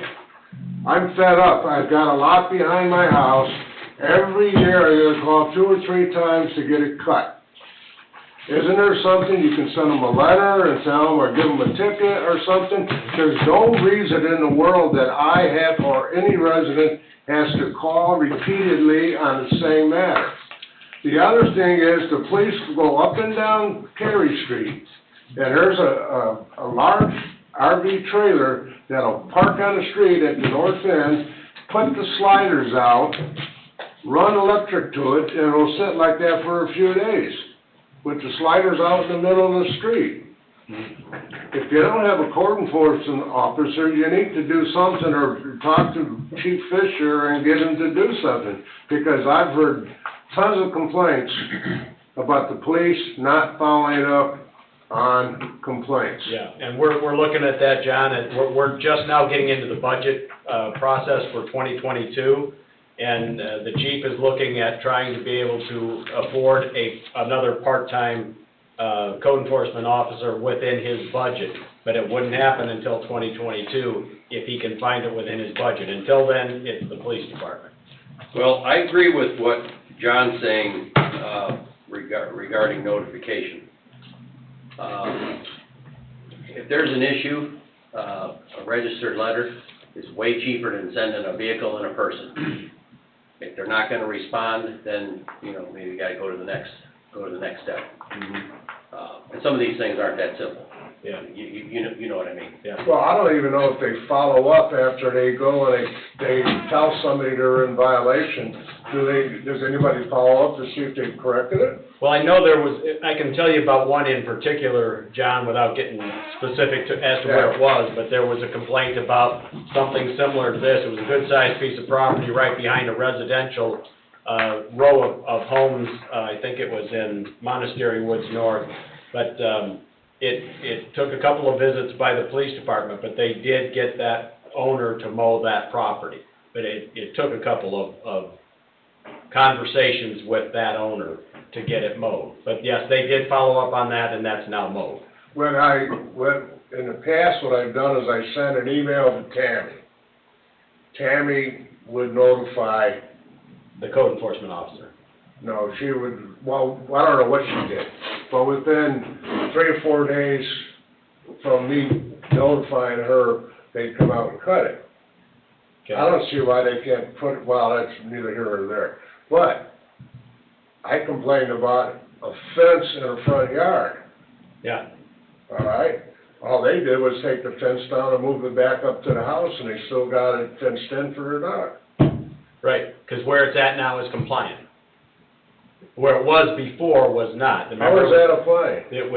Because it's not, well, unless they moved it again, John, I went out and looked at that one and contacted that homeowner. That fence was way out in front of the house, almost to the sidewalk. And they cut it back to even with the front of the house. Correct. Yes, and that's legal.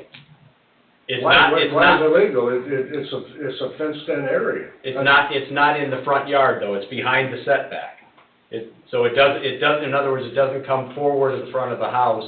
If you have the address, I don't know the answer, but it's not there, but it's on Cary. it comes to the front of the garage. No, in Lindsway. Yeah. It comes to the front of the garage. Yes. And So the that way, makes it legal? the way they have it now is legal, yes. It's about, I don't know, 2.5, 3 foot fence? Yeah, it's an ornamental fence, Yeah. but they're not using it for that. No, I know, they've essentially created like a front courtyard, in front of their house, but the fence does not come out any closer to the street than the garage itself. Yeah, you're correct. Yeah, right. And I don't go around trying to find stuff and make problems for people, but I do get upset about the field behind my house that grows weeds and mice and. Is it too much trouble if people aren't gonna take care of these things? Is it too much trouble to send somebody out, mow it, get the bill, and lien the property? We've done that before. That's what I was just gonna say. Yeah. I mean, It costs like $0. yeah, well, call them out. We can lien the property. You lien the property, and then you send them the bill, this is for the grass you didn't mow. Yeah. Once they have to pay premium, they might, I mean.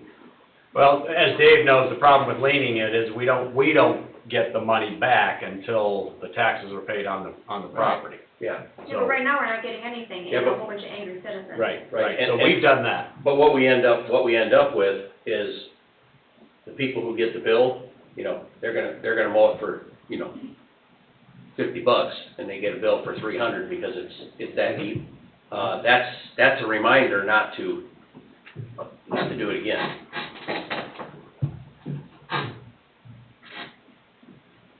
I bring my bill on Monday, so I'll talk to him. Okay. Mr. Foreman, do you have anything else? No, I don't, and I've got a hard stop, I've gotta go eat dinner. All right, you got a hard stop. Yep, so long. Gotta go eat. Okay, all right, Thank you. John, have a good night. Everybody have a good night, bye. Okay, Night, John. all right, that's it? That's all Everybody right. done?